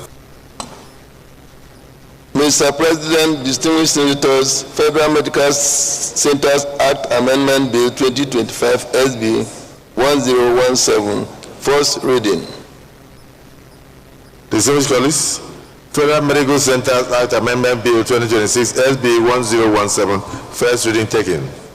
Leader of the Senate. Mr. President, very distinguished colleagues, the third business of the day is the presentation of a bill standing in the name of most distinguished Senator Asukwo Ekpeyon on the National Youth Service Corps Act Amendment Bill 2025 SB 1019. Mr. President, you may wish to invite the Clerk of the Senate to read the short title of the bill. Clerk of the Senate. Mr. President, distinguished senators, National Youth Service Corps Act Amendment Bill 2025 SB 1019, first reading. Distinguished colleagues, National Youth Service Corps Act Amendment Bill 2026 SB 1019, first reading taken. Leader of the Senate. Mr. President, very distinguished colleagues, the fourth business of the day is the presentation of a bill standing in the name of most distinguished Senator Musa Mohammed Sani on the Nigerian Customs Service Act Amendment Bill 2026 SB 1021. Mr. President, you may wish to invite the Clerk of the Senate to read the short title of the bill. The Clerk of the Senate. Mr. President, distinguished senators, Nigerian Customs Service Act Amendment Bill 2026, SB 1021, first reading. Nigerian Customs Service Act Amendment Bill 2026, SB 1021, first reading taken. The Leader of the Senate. Mr. President, very distinguished colleagues, the fifth business of the day is the presentation of a bill standing in the name of most distinguished Senator Izunaso Osita Bonaventure on the Constitution of the Federal Republic of Nigeria 1999 Alteration Bill 2026 SB 1022. Mr. President, you may wish to invite the Clerk of the Senate to read the short title of the bill. The Clerk of the Senate.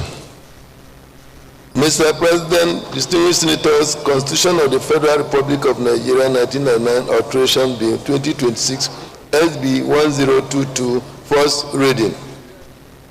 Constitution of the Federal Republic of Nigeria 1999 Alteration Bill 2026 SB 1022, first reading taken. The Leader of the Senate.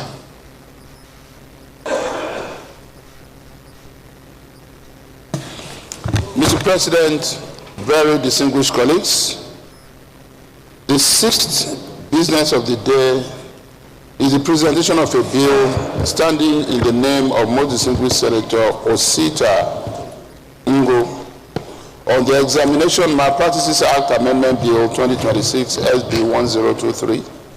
Mr. President, you may wish to invite the Clerk of the Senate to read the short title of the bill. The Clerk of the Senate. Mr. President, distinguished senators, Examination Malpractices Act Amendment Bill 2026 SB 1023, first reading. Examination Malpractices Act Amendment Bill 2026 SB 1023, first reading taken.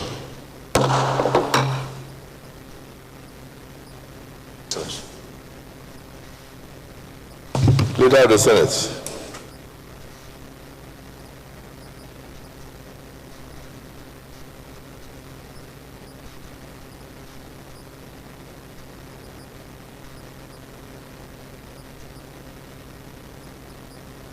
Mr. President, very distinguished colleagues, I will be moving pursuant to Order 1B that we reorder the business and orders of the day as contained in the order paper to enable us take one second reading as well as the screening of the Honorable Minister Designate pursuant to a letter from Mr. President which was earlier referred to the Committee of the Whole. So essentially, Mr. President, I am moving that we take as the first order of the day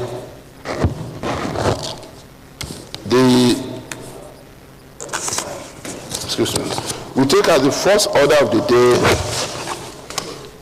what is listed as the third order of the day, which is the second or any arm of or department or agency of the government of Nigeria, introduced into the Senate as a legislative proposal of the executive. A member's bill is a bill initiated by a senator or group of senators, introduced to the Senate as a legislative proposal of the senator or group of senators. Notice of presentation of a government bill shall be given by publication of the provisions proposed to be embodied in such bill in an issue of the official gazette on National Assembly Journal, of which a copy shall have been sent to every senator. Any senator who wishes to move for leave to bring a bill shall give notice of provisions proposed to be embodied. This leader of the Senate, the same Senator Binus Yaro raised this point of order, but if it's in respect of your bill, it is an executive bill. It's not a member bill.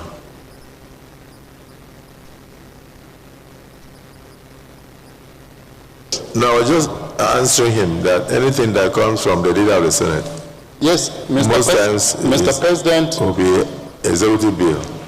Yes, Mr. President, our rules provide under 76, notice of presentation of government's bill shall be given by publication of the, I assume that government bill is executive bill, shall be given by publication of the provisions proposed to be embodied in such bill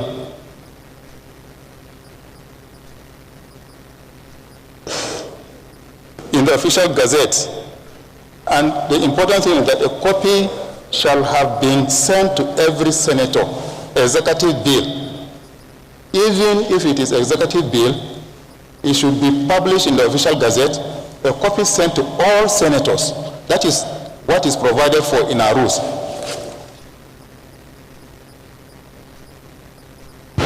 Thank you, Mr. President. No, sorry, I needed to answer this. The clerk of the Senate said that he sent it to the platform and also gazetted it. It's gazetted. Oh, so Senator Buhari, you have it. So if you don't have, ask them to provide one. Clerk, send one to him now. It's been gazetted. We have followed the procedure. So your point of order is in order, but just noted. Check your platform. Well, electronic platform. Mr. President, real time SARS. Mr. President, please proceed. Yes, sir. In proceeding, let me reassure the single Senator Binus Yaro. I can see him now beaming with smile. He's happy now. Yes, he's happy. copy.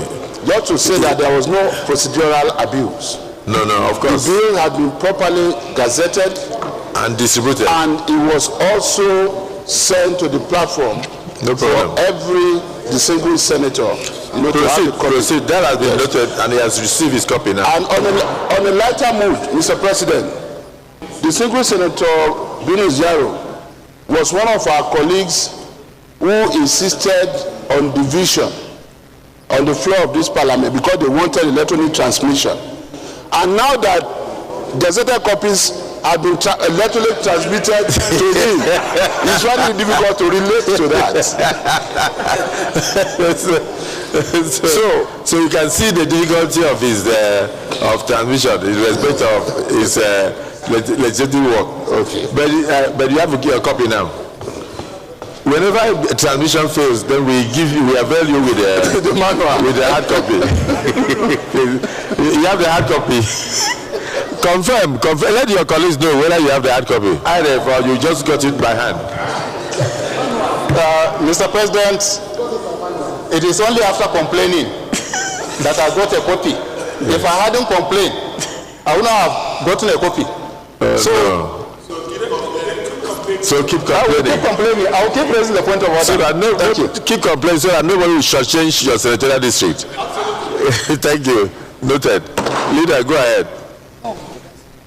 Mr. President, distinguished colleagues, I rise to respectfully lead the debate on the Federal Capital Territory Statutory Appropriation Bill 2026.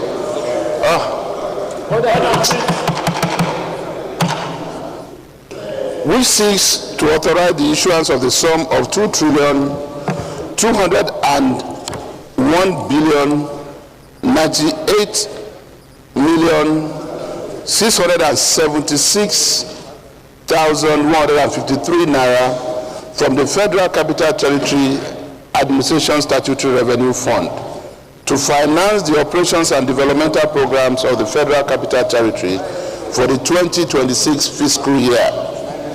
The bill was read for the first time today in this hallowed chamber. Mr. President, the FCT requires sustained investment in infrastructure, administration, and social services in order to effectively serve residents, businesses, and the numerous institutions of the Federal Republic located within its jurisdiction. The bill before this distinguished chamber provides the legal framework for the utilization of funds accruing to the Federal Capital Territory Administration through its statutory revenue sources of the FCT and the continued development of the capital city in line with the vision of making Abuja a modern, efficient, and globally competitive capital. Mr. President, distinguished colleagues, the bill is carefully structured to ensure transparency, accountability, and prudent fiscal management. Among its key provisions are: the bill authorizes the withdrawal of 2.201 trillion naira from the FCT Statutory Revenue Fund to finance both recurrent and capital expenditure for the 2026 fiscal year. Funding structure. The appropriation is divided into two principal components. Part A, recurrent non-debt expenditure, which caters for the operational expenses necessary for the day-to-day administration of the territory, including personnel costs, overheads, and essential government services. Part B, capital expenditure, which is targeted at infrastructure development, expansion of public utilities, transportation networks, health facilities, educational institutions, and other critical projects aimed at improving the quality of life of residents. Mr. President, the bill provides for the orderly release of funds from the Statutory Revenue Fund to ensure that projects and programs are implemented efficiently and in accordance with approved budgetary allocations. It further mandates that all revenues due to the Federal Capital Territory Administration shall be paid into the Statutory Revenue Fund, thereby strengthening fiscal discipline and ensuring proper accounting of public resources. The bill also allows for environment within the budget framework, subject to established procedures in order to respond to emerging priorities without undermining legislative oversight. To enhance transparency, the bill requires the submission of monthly and quarterly reports on budget implementation, enabling the National Assembly to effectively monitor performance and ensure value for money in the execution of projects and programs. Mr. President and distinguished colleagues, the 2026 FCT budget is expected to consolidate ongoing development initiatives across the territory while also addressing emerging needs arising from rapid population growth, urban expansion, and increasing demands on public infrastructure. The budget will support critical sectors such as urban infrastructure and transportation, water supply and sanitation, health services, education, environmental management, and satellite town development. These investments are essential not only for the residents of the Federal Capital Territory, but also for the millions of Nigerians and international visitors who interact with the capital city on a daily basis. Mr. President, distinguished colleagues, it is important to note that Abuja continues to experience significant demographic and infrastructural pressures. Therefore, this appropriation represents a strategic instrument for sustaining orderly urban development, improving service delivery, and enhancing the overall functionality of the nation's capital. Furthermore, reporting requirements contained in the bill will ensure that the National Assembly retains effective oversight over the implementation of the budget, thereby promoting transparency and accountability in the management of public funds. Mr. President and distinguished colleagues, given the strategic importance of the Federal Capital Territory and the necessity of maintaining efficient governance and infrastructure within the seat of government, I urge this distinguished chamber to give this bill expeditious consideration and support its passage. I therefore most respectfully urge my distinguished colleagues to support the second reading of the Federal Capital Territory Statutory Appropriation Bill 2026. Thank you, Mr. President, and I so move. Deputy Senate President. Thank you, Mr. President. Mr. President, I'm compelled to seek your permission to say my observation in respect to this bill, because the bill is well structured and to spend 2.2 trillion for FCT in this year. But the beauty out of it, out of this 2.2 trillion, 1.6 trillion is going to be spent for capital development, good road infrastructure, health system infrastructure, education infrastructure, and so on and so forth. This is really, really commendable. You know, a situation where you see a budget of 2.2 trillion, but the reverse is here. It's capital oriented. It is highly commendable, highly commendable. 165 billion for personnel, 378 billion for overheads, leaving large sum of money for capital development. This is welcome development. It's capital oriented, development oriented. No wonder, because let's say we're invited here and there to commission projects, touching all parts of FCT. All parts of FCT. You see, once something is doing, we have to say it. This minister is doing very well in terms of developing Abuja. He's doing very well. I want to commend him for that. And this project are further demonstrated this good trajectory that Abuja is going through under this minister, under the leadership of Mr. President, because he is the governor of FCT.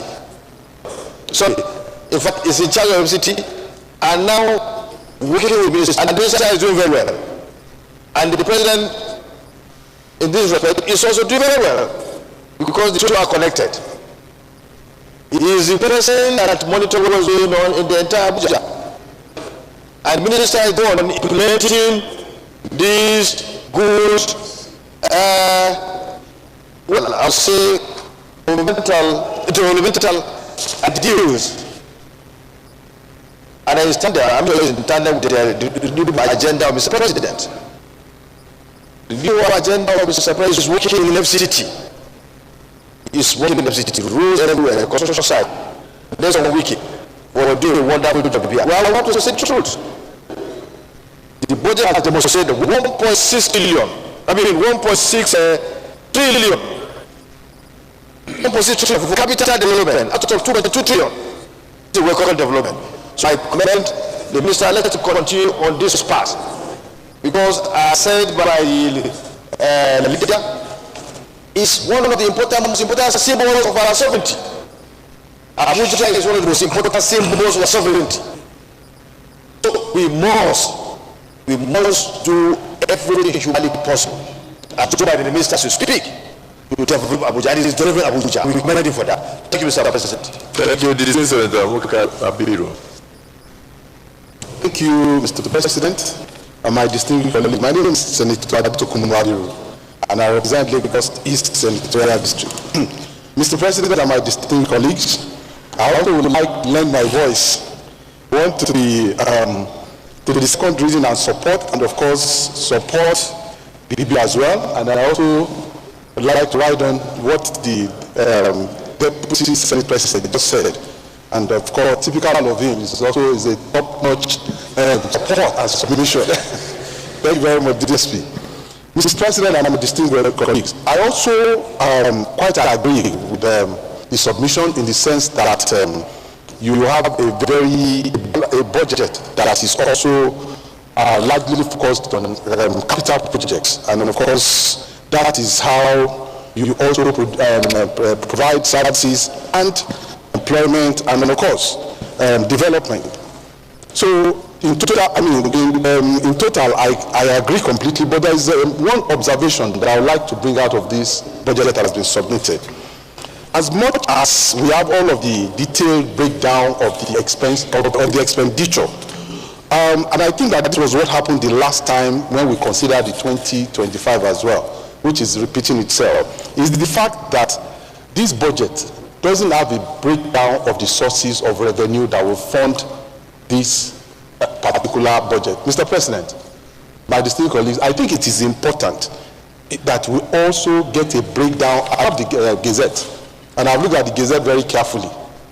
The sources of the revenue is also very important, so that we can also understand where those sources of revenues are coming from and the other financing support. So I support the presentation, but I think that as we go into the committee to discuss this fully, there is need for us to have a breakdown and see all of the various sources of the revenue. I so submit, Mr. President, and my distinguished colleagues. Thank you very much. Thank you. Is there anybody who is opposed to this bill? Okay. Those in support that this bill be read a second time, say aye. Those against, say nay. Ayes have it. Clerk of the Senate. Mr. President, distinguished senators, a bill for an act to authorize the issue from the Federal Capital Territory Administration's statutory revenue fund of the Federal Capital Territory Administration account, the total sum of 2,301,676,153 naira only, of which the sum of 165,755,221,831 naira only, 1,657,092,043,697 naira only is for capital projects for the service of the Federal Capital Territory Abuja for the financial year commencing from 1st January and ending on the 31st December 2026, and for other matters. Distinguished colleagues, a bill for an act to authorize the issue from the Federal Capital Territory Administration Statutory Revenue Fund of the Federal Capital Territory Administration account, the total sum of 2,201,676,153 naira only, of which a sum of 165,775,220,839 naira only is for personnel costs, and the sum of 378,238,411,697 naira only is for overhead costs. 3,697 naira only is for capital projects for the service of the Federal Capital Territory Abuja for the financial year ending 31st day of January, commencing 31st day of January and ending on the 31st day of December 2026, and for other related matters connected therewith 2026, LB 1020, second reading taken. This bill is now committed to the Committee on FCT and FCT area councils to revert to the Senate in 1 week. Let me commend my colleagues for the expeditious manner in which this passed through the second reading, and thank the leader for bringing this to the fore. And also, in fact, the APC as a party must also be commended for finding the right man for the right job. Because so far, the election of the FCT that just finished showed clearly that the people appreciate the work of President Bola Ahmed Tinubu in the FCT, where we won 5 out of the 6 council positions, chairmanship, and many other councillors.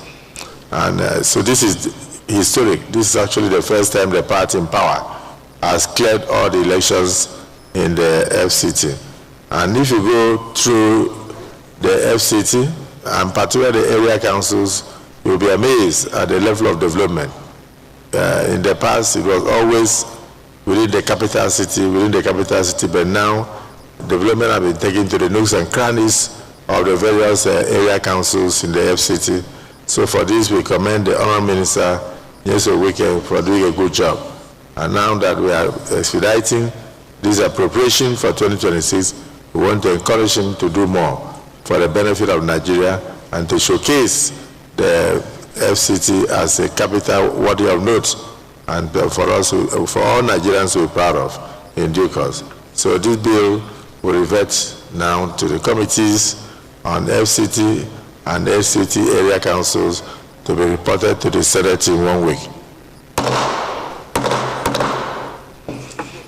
Yes, next item.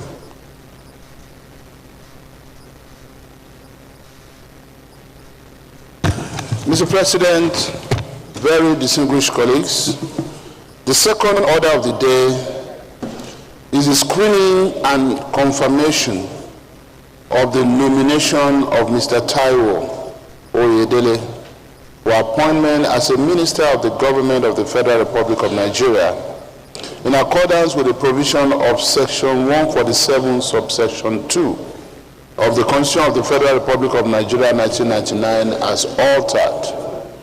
Mr. President, distinguished senators, in order to carry out this exercise in conformity with our Standing Order 12 on floor privileges, I will move 2 motions. First, that the Senate do resolve into the Committee of the Whole to conduct the Senate do admit the special advisor to the President of National Assembly Matters, Senate, the nominee, and other government officials into the Senate chamber as strangers for the purpose of this screening. I so move, Mr. President. Mr. President, I'd like to second the 2 motions moved by the Senate Leader. 1, that we suspend our rules to allow strangers to enter the chambers, and 2, that we should dissolve the Committee of Whole to consider the screening of the presidential nominee. Also second. Distinguished colleagues, the motions have been moved and seconded. Those in support that we suspend our rules to allow strangers to approach the hallowed chamber of the National Assembly, and also to go into committee of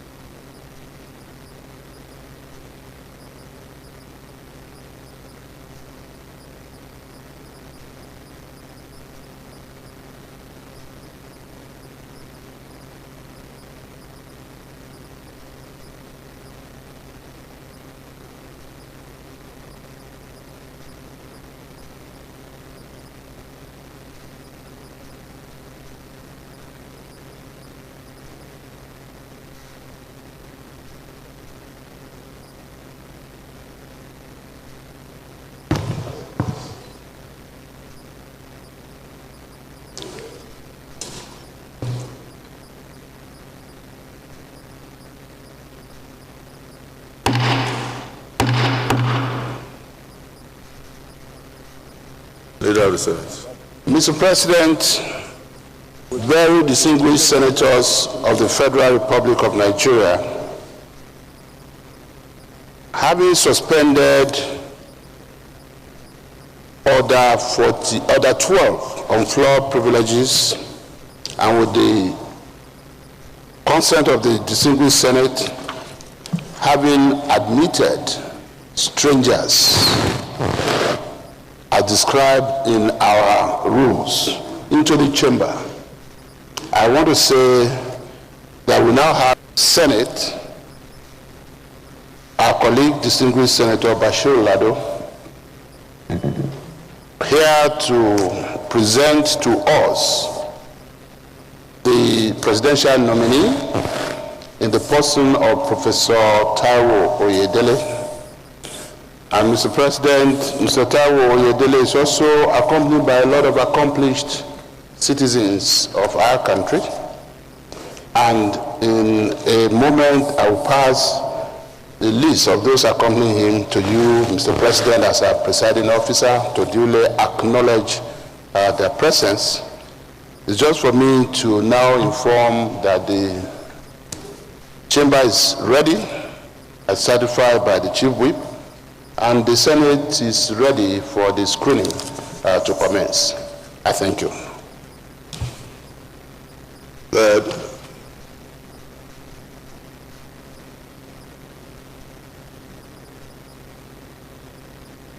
Mr. Taiwo Oyedele, you may take the stand. Step forward.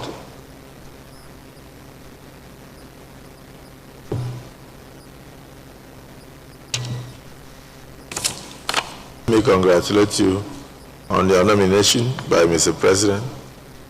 So you are accompanied by Dr. Tolu Adegigbe, Prince Daudu David, Elizabeth Aluko, Honorable Benga Elegbeleje. I got it. Elegbeleje. Down, not up. I said Elegbeleje. Elegbeleje. And then Honorable Yoruba Isaac. Mr. Albert Folorunsho, and then we have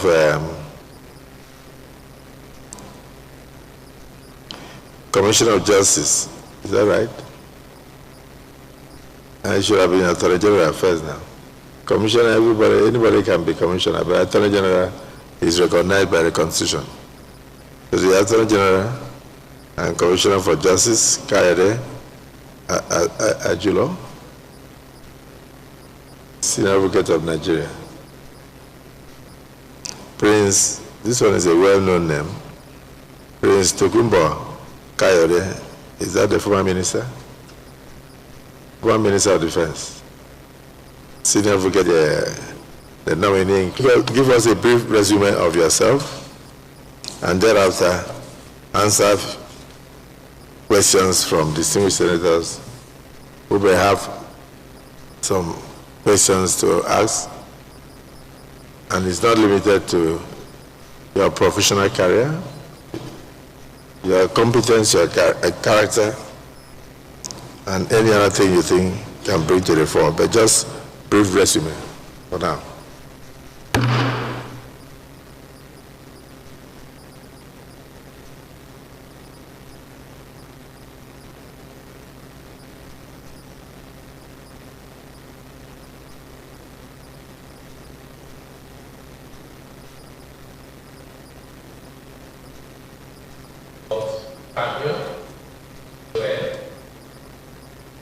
Your Excellency, Deputy President of the Senate, distinguished Senator Barrow Green, CFR, principal officers of the Senate, very distinguished for this distinguished event today. I thank His Excellency President Bola Ahmed for this CFR for the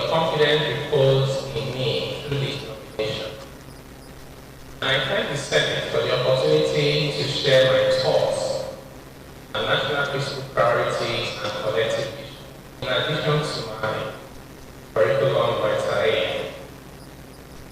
With over 2 decades of leadership experience, working with national and regional government, multilateral institutions, and global corporations on a range of issues such as business strategy to advance fiscal governance, public finance, and economic transformation. My professional journey across the private sector, academia, and public policy has provided me with extensive experience, fiscal and economic, all to serve our country at a critical time when Nigeria faces significant fiscal challenges, but also remarkable opportunities. Choices we make in public finance today will shape the prosperity, stability, and well-being of Nigerian senators. Our fiscal reality is well known. Government revenue remains low relative to the size of our economy, while demands from government continue to rise, from infrastructure and healthcare to education, security, and social protection. Economies that cannot generate sufficient revenue to meet their basic obligations struggle to secure their borders, protect their citizens, and maintain social cohesion. Fiscal fragility amplifies insecurity through unemployment, poverty, illicit economies, and weakened state capacity. Just to give context as to the size of the challenges, but also the size of the opportunities. In 2025, Nigeria earned less than $130 equivalent per capita in revenue. This amount is 10 times smaller than the average for the top 5 economies in Africa, excluding Nigeria. That is South Africa, Egypt, Morocco, as well as Algeria. Now, in addition to that, despite having about 1/10 of the revenue of these or more than these other African countries, these constrain public spending per capita to less than 10% of the same group. We are unable to spend sufficiently for our development, whether it's infrastructure to human capital development. This is our current reality, but it doesn't have to remain like this. We can change this narrative and guarantee our country a better future. Our medium to long-term goal should therefore be. We'll get to that point. But for now, just summarize your CV, and then so that we can ask you the question, then you will now educate us. You are about to lecture us on the situation globally. Distinguished colleagues, am I right? Because it's about to lecture us on the global economic realities. So just give us a brief resume of yourself, and then, for instance, your state of origin, your name, and then, whether you are married or single, we want to know, and whether you went to school. When you are answering the questions, you can now, because you are full of fire now, from what I'm seeing. So do that in the next 2 minutes. Senators will ask you questions and you answer. Thank you, Your Excellency. So my name is Taiwo Idele from Ikara, Makoko State. Indeed, 100%. I went to primary school in the village called Ikara, Makoko, local authority. Local authority school that I went. Because that meant local government financing at that time was free. When I trained from my secondary school, I went to, from my primary school, I went also to comprehensive high school, Karamakoko, where I was fortunate to graduate as the best student and won a scholarship I'm very proud of 500 naira that enabled me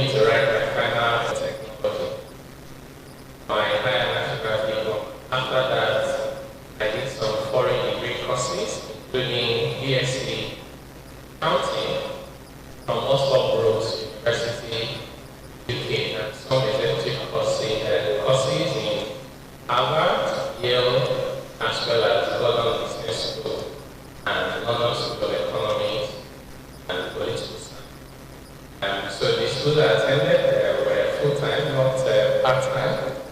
I'm happily married to a woman. And I have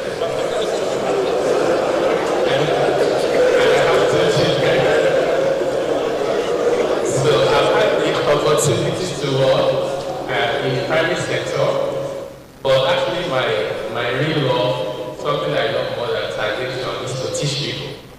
So that interest in teaching has taken me to about 3 universities today, where I'm a professor of practice at Backup University.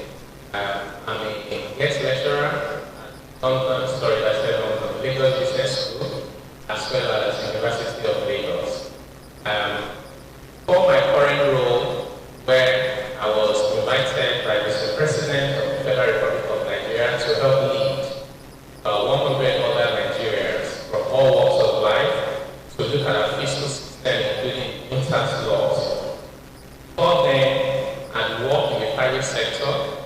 I rose to the leadership position in PricewaterhouseCoopers, which is one of the top 4 global consulting firms worldwide. I left as African tax leader and policy leader for PwC. I had responsibility for more than 20 countries across Africa and worked on different reforms, including for more than 10 years on the global reform on the ease of doing business and paying taxes. More than 180 countries around the world. So all of these, I felt like God was preparing me to be able to help my country, because knowing what works in another country and what doesn't work, why you can't copy and paste, gives you an idea of what is possible. And in the past 2.5 years, Mr. President, we have been able to, working with so many Nigerians, develop a lot of reform initiatives, including those 4 tax reform laws, for which we are extremely grateful to the National Assembly. Without the National Assembly, we don't have those laws today. And those laws are taking us to the future. We also have beyond that a number of things we've worked on beyond taxation, including revenue from government assets, government enterprises, harmonization of agencies, money from investment, as well as how we spend our money. To be honest, I think the question people have asked us the most in this reform is, when we pay our taxes, what is the assurance that the money will be used for their purpose? And I think it's a very legitimate question, which we think as a country we need to do better. So I think I'll stop there. I'm grateful for the opportunity. I must thank you for now recognizing what you ought to have done first. So, who is going to, the Deputy Senate President, you want to ask the first question? Thank you, Mr. President. Let me say, for the purpose of going through this kind of exercise, going through our ritual, if I will say, Mr. Tao is known to us. We all know him. We have interacted with him severally, individually and as Senate. We know him very well. His competence is not in doubt. We know he's very competent. We know he's present with him. He has been here. He has answered several questions. He has shown his competence. He's very, very competent. That's a fact. Not even to us, to Nigerians. And I want to congratulate you and also commend the President for nominating you. That said, I don't want to go to the issue of competence because you are competent. No doubt about that. We will just tell you, just go because we know you and we know what you can do. But my question is this. Apart from taxation, we have in Kabo local government. But the issue is this. We're not being able to tap the appropriate revenue from our solid mineral. We're talking about only petroleum and so on and so forth. Now, as a minister of the Federal Republic, what can you do? What will you do differently so that we'll be able to harness, to harvest the revenue that we need to harvest from our solid mineral deposits through exploration and exploitation of this God-given endowment. What we see every day, we see the Chinese coming to exploit these minerals, take them away to their country, and not only Chinese, other nationals also do the same. But the fact is that when you look at our revenue package, the revenue framework, the revenue profile, you don't see much in terms of revenue coming from solid mineral in the revenue profile. What do you think you can do to make sure that... I see you're a young man and you are capable of standing. So if you are tired, just indicate and I'll get you a seat. But jot those things down so that you answer them not one by one in a series of questions taken together. So that the chief whip, the way you are pointing your finger at me is as if it's as if you are asking me. And because of how close you are, I can't help but see you. My eye caught you since. Okay, you have the floor. Present Borno North Senatorial District. Well, I also joined the Deputy Senate President in adopting all the encomiums that was attributed to you by him and adopt same as mine. Well, my own is the Nigerian economy is largely public sector driven. It is only when the government spends that it will generate multiplier effect in the economy, thereby bringing food on the table of Nigerians, create employment and what have you. But we have started witnessing a very sad trajectory in our budgetary implementation. And I am posing this question to you based on your background and peradventure if Mr. President in his own wisdom decide to take you to Ministry of Finance. That's where it's going. That is where it's going. It's already mentioned. Okay, so that question is apt and germane to you. My question is, we have started witnessing a very ugly scenario of non-implementation of budget. So with regard to implementation, zero allocation. Zero implementation. Zero release. Zero release. Zero release of capital component of the budget. So what steps are you going to do to nip in the bud this ugly scenario of non-implementation of the capital component of the budget that has negatively impacted on the economy, and we are now witnessing avalanche of faults by contractors across the nooks and crannies of the country? Thank you.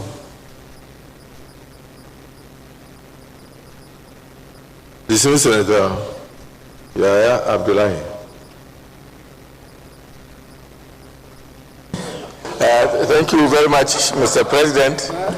My question is quite directly related to that of the Chief Whip. And I think I also share the position on the competence and the professional the Chief Whip has said. Recently, and I think over the past 2 to 3 years, Mr. President has succeeded in stabilizing the economy, bringing down inflation down. So a lot of the monetary side of the economy, you eventually sit in that office. What are you going to do about the fiscal side, not the tax side? The tax side, I think that one has been answered with the tax reform bills, which have now become law. And I want to congratulate you for having been a leader in that very supreme effort of Mr. President. But then, you have to pursue growth. What we have, you are pursuing a fight against inflation, a fight for fiscal stability, for monetary stability, but you are not pursuing growth. And like, if you curtail public spending, what you are actually doing is that you will go to stagnation. And once the economy stagnates, the inflationary pressures that you are fighting are going to rear their ugly heads and consume us all. So we want to know, when you become a minister in the Ministry of Finance, what fiscal policy initiatives, apart from the taxation which you have already done, in area of government spending, and particularly implementation of the budget, where are you going to come and make sure that these issues are tackled in order for the economy not to go into stagnation? One of the major issues that I think very few of us have ever confronted was the specter of having contractors that are not owing too much, coming to demonstrate in front of the National Assembly, preventing the National Assembly from doing his work, and blocking the Ministry of Finance for a pittance of the work that they have not, which has not been paid. This is an aberration on the image of this country, which I hope when you get into the Ministry of Finance, you should be able to correct. But the policy initiatives have to be raised in such a way that growth is restored to the Nigerian economy. Thank you. It's very rare for the public to have confidence and love for tax collectors, even in the holy books. Tax collectors are never loved, but you can see the avalanche of encomiums on you. Your intellect is not in doubt, your capability is not in doubt, you are very cerebral, and then we want you to know how you are going to bring all this to bear, together with the experience you have in numerous countries in issues like this. For instance, public spending will give you more tax. Lack of public spending will lead to stagnation of the economy. Nigerians depend largely on government. When contractors get paid, it will go down to the people, and the people will pay taxes. More spending will help the economy and all that. But we have had issues where we haven't had too much expenses or too much spending coming from the Ministry of Finance. So, and you are going to that ministry. So they just want to know what you do differently to reject the economy and assist Mr. President to transform his policies down to the grassroots. So you can go ahead. Particularly under your tenure as minister, you want to tell us that you would never have contractors coming to block National Assembly and block Ministry of Finance, because you are going to ensure that the obligations are met real time. Am I right? Real time. So go ahead.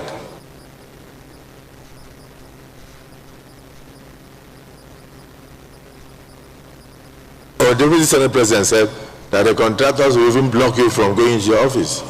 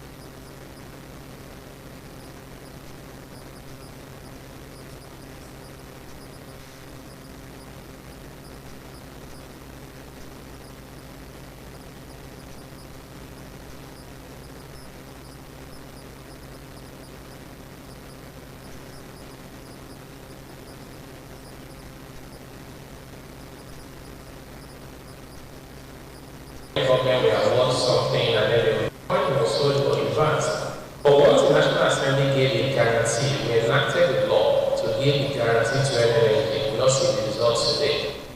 I think that is instructive in two ways. One, it means we can take particular interest in the solid mineral sector. Point of order. Mr. President, very distinguished colleagues, our rules compels me at 2:45 p.m. to rise on a motion for extension of time to enable us sit beyond 3 p.m. Mr. President, I most respectfully admit that because of the seriousness of the issue on the floor, our colleagues trying to see how the nominee would translate from the side of revenue to that of expenditure, and the nominee displaying so much brilliance for Nigerians to see. I was caught up in that, so I want to apologize that I did not do this at 2:45 p.m. It was not done timelessly. It was not done real time. So, Mr. President, sitting as chair, I want to move that time be extended based on Order 8, sub 3 of our rules, that we agree to sit beyond 3 p.m. to enable us conclude the issue at hand, and also that I be deemed to have done so at 2:45 p.m. I so move. Yes, Minority Leader. Thank you, Mr. President. Our very distinguished colleagues, I write to second the motion moved by Senate Leader that we extend our time beyond. Distinguished colleagues, the motions have been moved. One, to deem the motion as having been moved by 2:45 p.m. and two, that we do extend our time beyond 3 p.m. in line with our rules to conclude the business of the day. Those in support of the motion say aye. Those against say nay. The ayes have it. Time is hereby extended beyond 3 p.m. Yes, our nominee, you will have the floor. Thank you, Your Excellencies. So, in a nutshell, the priorities will be, one, to work with the team, the Minister for National Assembly in this regard. Once we can fix the policy, I think the other issues are secondary, which many of the investors locally and global point around the fact that our economy is largely public sector driven. Even though our journey is to move towards a private sector-led economy, but it won't happen overnight. And therefore, it's important that from the public sector perspective, when we have budgets, we need to ensure that there's funding behind them, and we need to ensure that they are realistic so that we can execute 100% if possible, particularly for capital expenditure. So what do I see? What I've seen just looking at Nigeria's budget over the past 5 years in particular is that we've had too many years when our budgets seem too ambitious compared to our revenue. We were not focusing on the revenue side. We were expressional, which is good. But at the end of the day, I can say to you that today, federal government and state combined, we have nearly half of our budget which is deficit finance. So what we need to then pay more attention to is realistic revenue to drive your budget, and whatever gaps you have to do cash management plans. You know, you've allocated an amount because an area is considered to be important. If there's no money to support it, it's as good as not having been allocated. In my role, if I'm confirmed by the distinguished Senate, will be to first try and create a picture of where we are, like a status quo analysis, and we'll raise that money. So I think that analysis will be very, very important. And then the other thing is, beyond the revenue number we get in particular, I hold the view that if you're trying to build a road,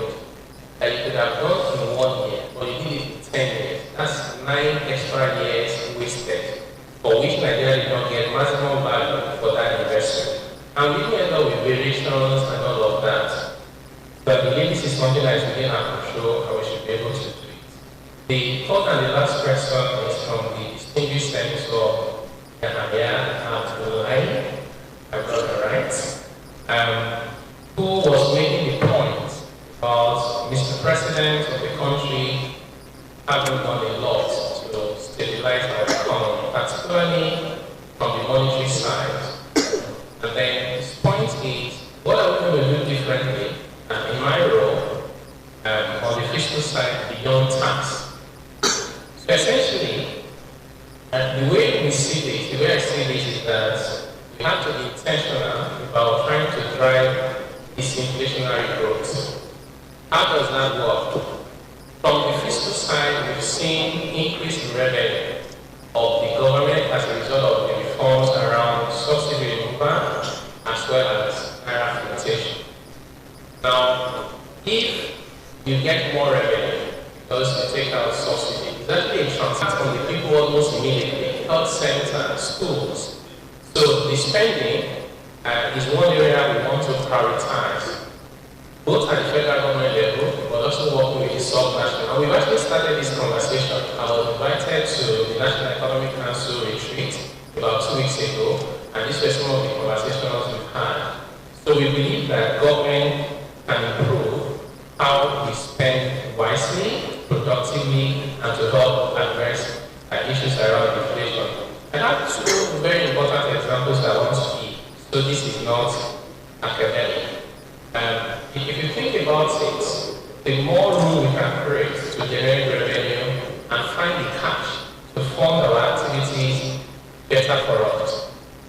If you look at Nigeria's Euro bonds, we have somewhere around $18.5 billion in Euro bonds. In the next 5 years, we have about $7 billion maturing. So which means in 5 years, we need to find $7 billion. But here's the good news. The rate, the yield on those $7 billion words is now about 20% less than when we issued them. In other words, just imagine that we issue $7 billion to refinance the one that is falling due. We save ourselves from looking for $7 billion in the next 5 years. The amount we use to service the debt on a yearly basis falls by hundreds of millions of dollars. So you win in 2 dimensions. And imagine channeling all of that into productive capital expenditure. The impact will be significant. The other thing that a lot of Nigerians are talking about today is that we produce oil. While Brother was saying that the amount he bought in the money was different from afternoon. And I think that Nigeria has an opportunity here. What do I see? When we do our budget, for this 2026, we have about 4.8 benchmark for crude oil per barrel. And there's a risk. The risk is that we can come up with a strategy, and this is done in several countries, of selling our crude forward. So Nigeria can say how much barrels do we need equivalent to service Nigeria. Imagine that we sell that forward at $65 for the next 6 months. We do 2 things. We guarantee that we can finance our budget. Number 2, Nigerian people have the stability that the price will not be going up and down the way it has gone in the past few days. These are some of the ideas that I believe we can explore further with different stakeholders and see how this works for us. Thank you very much. All Minister to be honest with you, don't go into areas that will keep you here till 10 p.m. Why I'm mentioning this is that we have heard that we even had forward sales, and then we never saw the impact on the economy. And so you are coming into an area, what Nigerians will be very concerned about will be to have a minister who brings in innovation. We now have a president who has brought in innovations. But I give you an example, bitumen. There was a contract on bitumen many years, almost 7 or 10 years. There is no way we'll be importing bitumen today if the next administration did not cancel that contract. And then we have people who want to ask you questions on the amount of mineral resources available in the country. For instance, Zamfara State. You go there, you see thousands of Chinese running around the bush. despite the kidnapping. They are not afraid. Why are they there? Because something is attracting them. Illegal mining. You go to Niger State, you see gold. If it rains, if you are not careful, you pick a small quantity of gold on the ground. Nobody is exploiting all these things. It's not only, and then it's not only crude oil that we can pick on the floor. Then, of course, lithium is in commercial quantities, and I want to congratulate the governor of Nasarawa State. On behalf of the president, I commissioned the first lithium factory, and he has informed me that he has one that is bigger than that is even twice that. So we need innovation. You are now going to be also part of the policy makers. You are not going to only generate revenue. We are going to bring up policies that will enable investment, that will now bring out the revenue and lead to employment opportunities. So if we keep you here, you keep lecturing us as if you are in Harvard. We want this knowledge to be translated into real-time actual benefits for all Nigerians. So I hope you understand. So I think we need this man back. We will need you back. Possibly, if the Senate confirms you and Mr. President goes ahead to swear you in, we would like you to come back and then we'll engage you. But for now, many senators that have questions, please put them down in writing and pass to me. I'll give him so that he will go and study and he can get back to us in writing. He has a lot of knowledge so we can save time. Because we already know he's very qualified. But the question then is, how do we assist him so that he can assist us? I get my point. Many of these things, any country should know that if there is a war in another country, it could affect Nigeria. So we make policies and forecast towards that. How do we prevent the collapse of our national grid? How do we ensure that there is stability in our currency? How do we make sure that we generate money from the natural resources we have? In almost all the states, how can we harness the potentials and turn them around? Because if we do turn these things around, Nigeria is a very rich country. But we are rich and poor because the policies have not been very consistent. So this is the first time a president is looking at laws of 1939, laws of 1959, and trying to bring them into modernity. And we are happy with that, but then you are coming with a lot of knowledge. Don't just lecture. You are now going to practicalize them. So we want to know what you do differently. Senator, let's put it this way. I've said that if you have questions to write, I'll write it. So, yeah. But let's get Senator. But no, wait. Before you advise, he's also chairman. I'm sure you are chairman of Customs Board.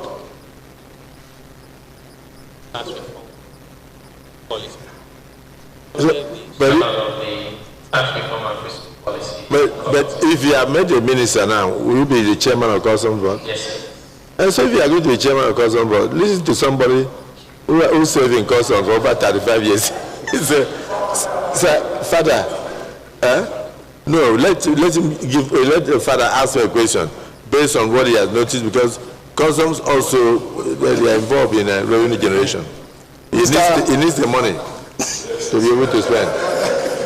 Father, Mr. Chairman, my distinguished colleagues, my junior brother Ayodele Taiwo.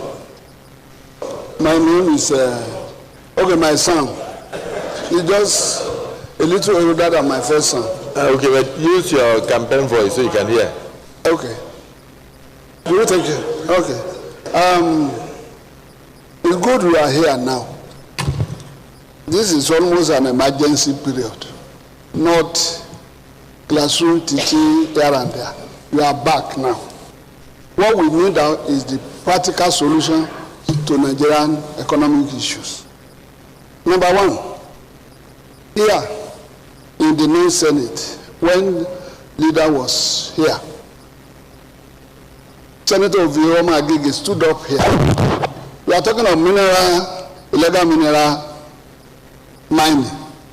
Before I come to, it leads to smuggling of illegal mineral to Iran and Iraq with China. He stood up here. He informed us that Zamfara state government brought a molded gold of 150 billion to Mr. President to be given to Emefiele so that they can deposit it into the account of Zamfara government, not to the central purse. He now asked whether we agree that they can go back to the creek and be stealing their oil.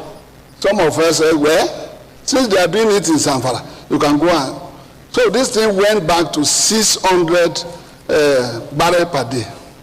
Before the federal government took a decision to stamp out this thing, to raise it to 1.3 million barrels. Now, the military operation is on water. We have stabilized smuggling on that place. What is going on in Zamfara before Nasarawa took over of establishing mining industries is appalling. Zamfara is the richest state in Nigeria.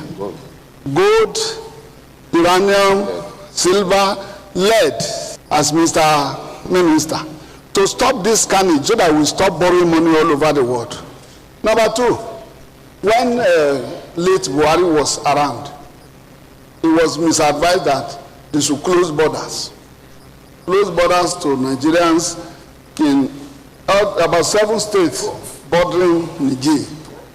We advise that it will be counterproductive because of rice production.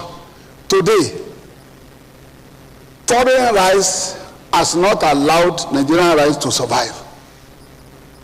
Then, Tokumba cars are all over.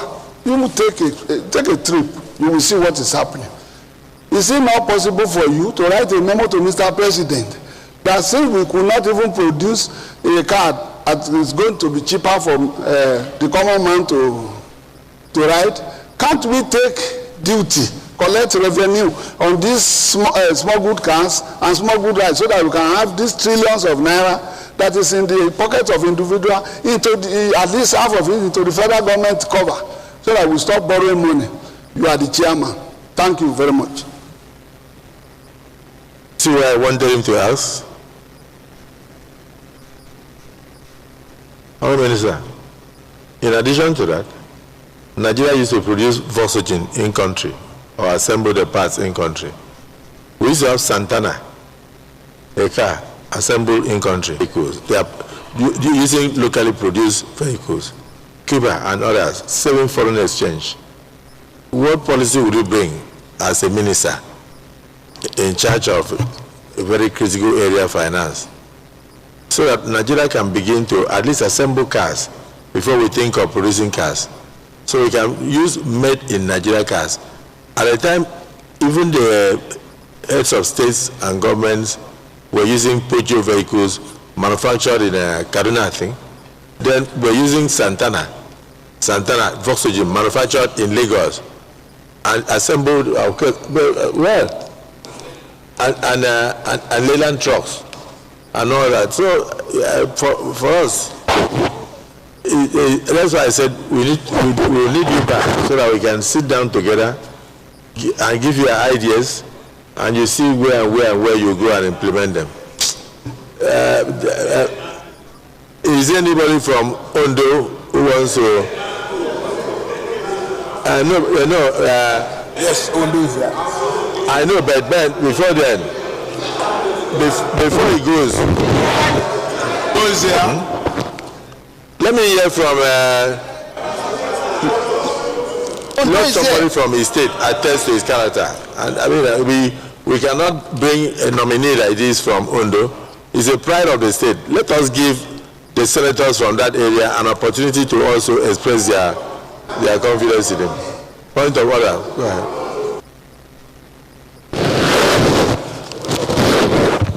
Mr. President, sitting as chair, distinguished colleagues, I rose under Order 52 sub 4, and if I have your permission, Mr. President, I will read. Order 52 sub 4 on our rules of debate says a senator must confine his observations to the subject under discussion and may not introduce matters irrelevant thereto. With due respect to opinions expressed by our distinguished colleagues, I just want to say that I seek for the consent of the Senate, and especially of you as presiding officer, Mr. President, sitting as chair, that this nominee be not compelled to address some of the observations raised by distinguished Senator Father Hussein regarding gold in Zamfara versus crude oil in Niger Delta. I was also in the 9th Assembly, and I knew the kind of controversy this generated. He should be insulated from addressing that. We are here to screen him, just to be sure he's competent to assume the office for which he has been nominated. And Mr. President, you have addressed that very well.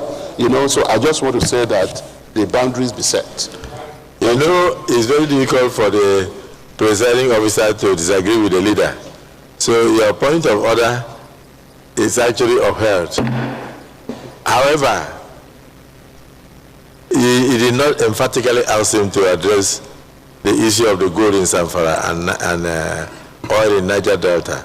He only reminded us of what happened in the 9th Senate, that the government of Zamfara requested the CBN to custody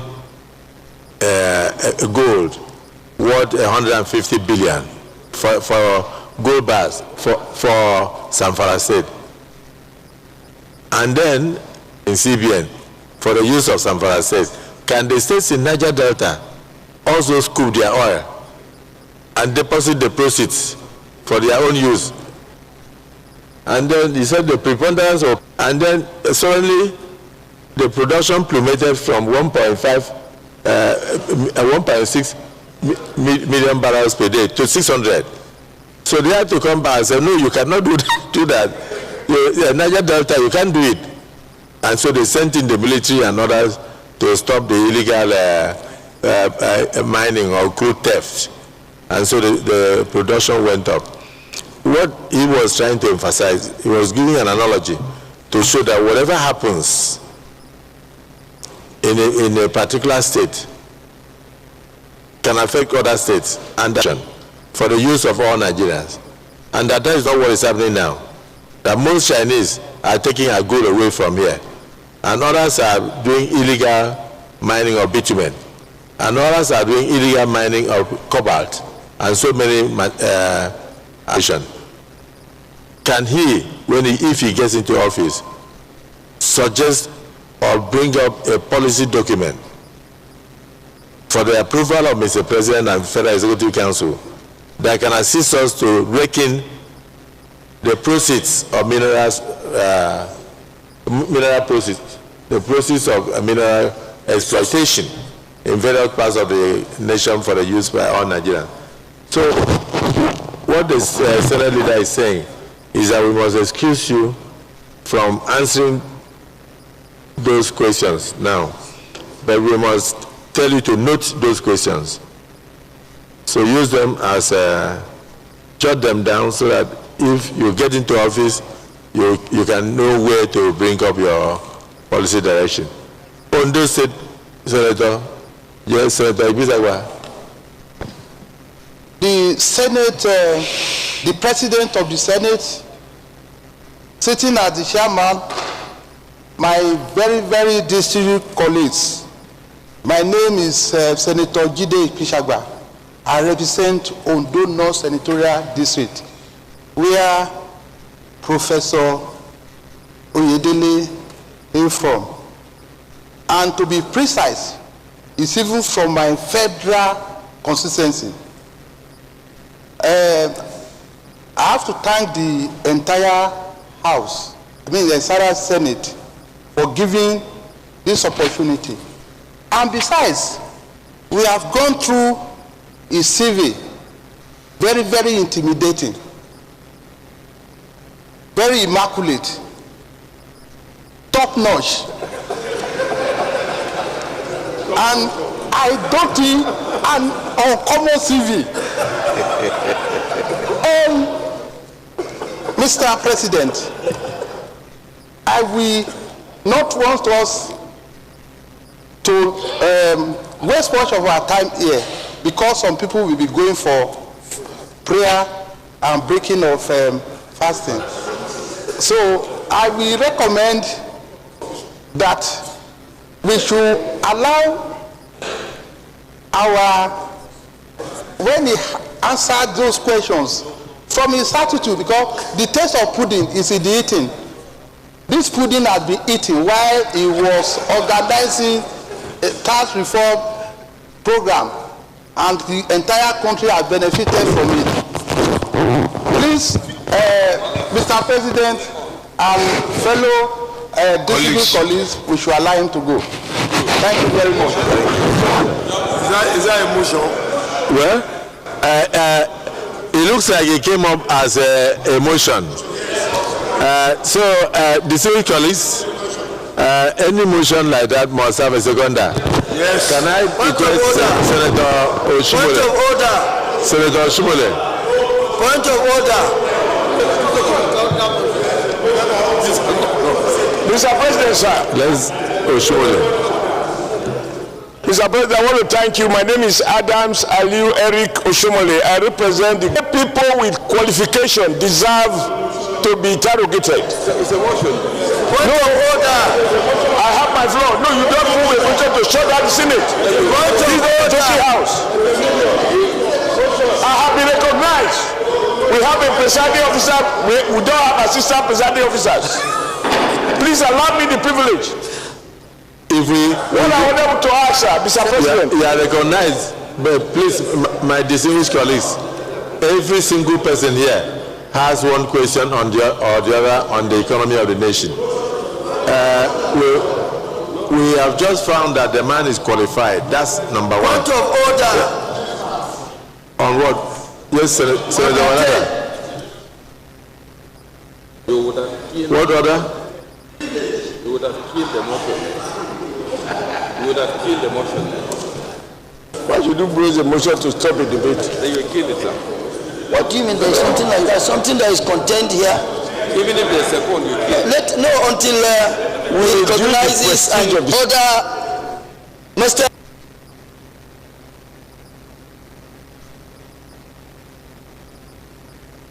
Jimo, this is not UN procedures.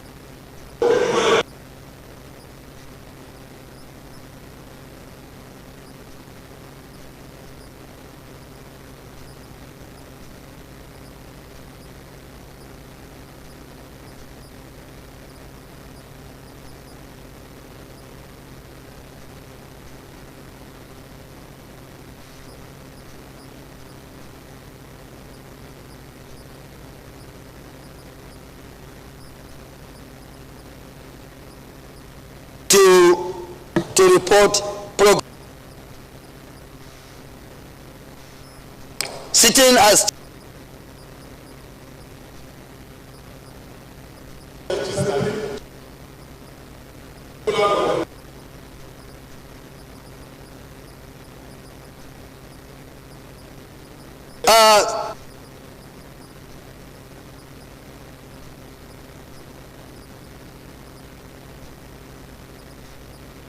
committee, Mr. Somebody is playing with it. Come on. I will use my campaign voice because I have one.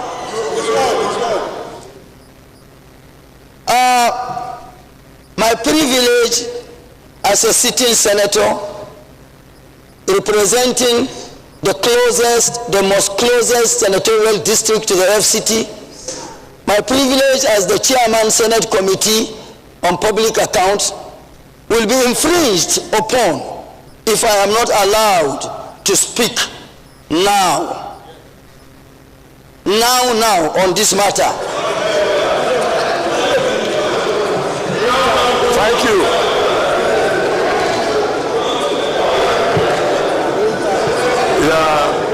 Your point of order is overruled. Yes, because you only speak when the eye of the presiding officer catches you, not because you are chairman of a committee. And you said it's a privilege. It is not a right. No, it's not a right. You are only talking about privilege. But if you have anything you want to say, jot it down. People are all writing down and questions and giving to him. So, Oshomole, did you second the motion? No, sir. I thought, sir, with profound respect, you did not second the motion. Senate, remember, sir, under your leadership, we were intimidated by previous nominees, and they are now being replaced for this new one to come in. I think that the purpose of screening is for us to know the policy choices, not to show that debate.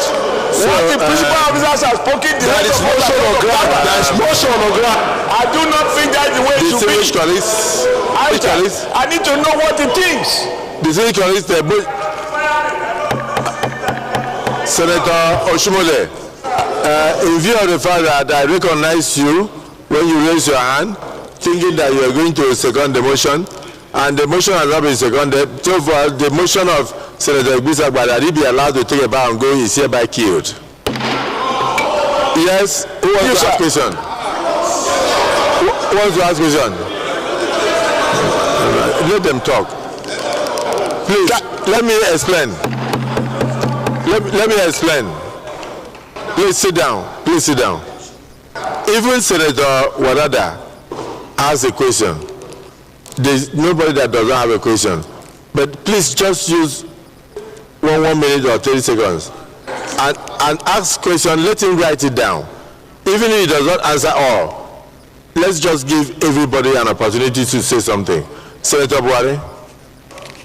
You have a comment, me, sir. After that, here. Thank you. No, you want to second the motion. We'll come back to you. Okay. Thank you, Mr. President. Buhari Abdul Fattah or not. Mr. President, I join my other colleagues to thank. After you, Senator Issa Jibrin. After Senator Issa Jibrin, Senator Olarode. After that, Senator Suwe Gbenyong. After that, Senator Yaradua. After that, Senator Oshomole. From Senator Oshomole to Senator Ashiru. And from Senator Ashiru to Senator Igwia. From there, in 30 seconds, that means in 5 minutes, we can finish this. Thank you, Mr. President. Mr. Tayo, my question is this. Mr. President, like I said, the question is just directly to Mr. Tayo. 30 seconds. Thank you very much. It's about the value-added tax. The value-added tax, as good as it is, we need some certain explanation for you to help us, because you said this right now that we want to move from the public sector to the private sector. And if you look at the tax very well, you said when they pay the tax on behalf of the government, they can only retrieve back their money at the end of the year. If they are retrieving back their money at the end of the year, imagine them borrowing from the bank to go and pay. How will they survive? That's just my question. Particularly if you look at it now, the airline industry, the British Airways and all the foreign airlines are not paying tax, but the domestic airline are paying that value added tax and passing it to consumers. In other words, that's one of the reasons why the price is skyrocketing. When you go back to your position after the president has decided to take you there, please look into it. Purely advisory. Whether we like it or not, funding will always be a problem. Okay? For any economy that thinks right. Okay? You cannot limit your expenditures to your income. If you do that, you cannot grow. So, and that is why there's always provision for debt financing. I want to commend the federal government for what happened recently in terms of refinancing arrangements.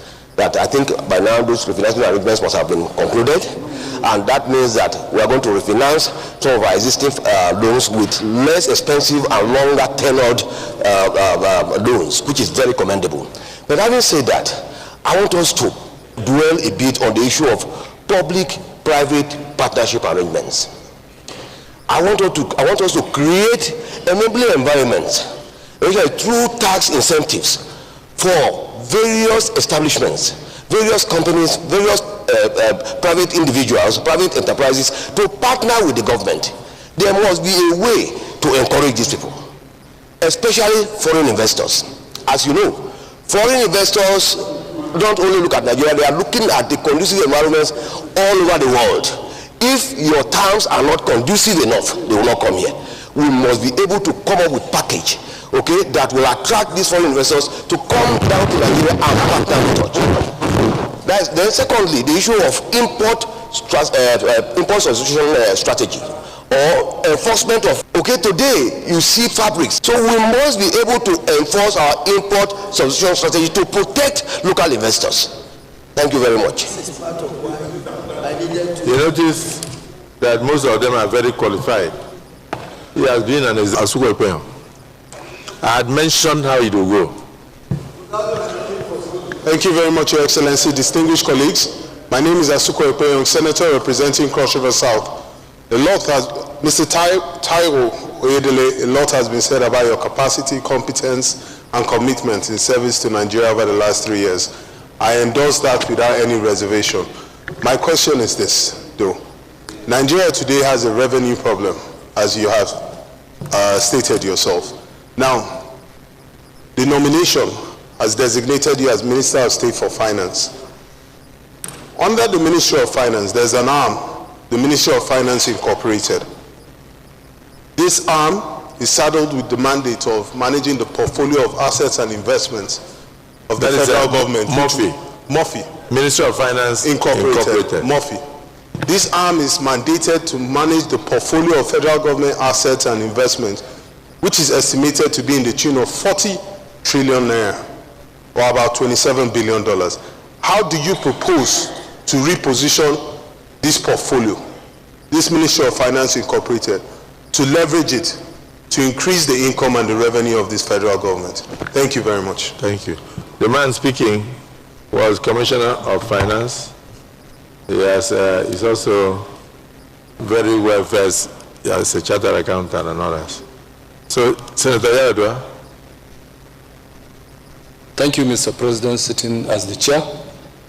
My distinguished colleagues, I'm Abdulaziz Musa Adwa, representing Katsina Central. First, I want to commend Mr. President for nominating you, and I want to also commend you for the good work you have been doing. Mine is concerns the military and other security agencies as it affects the release of their funds. The military in particular,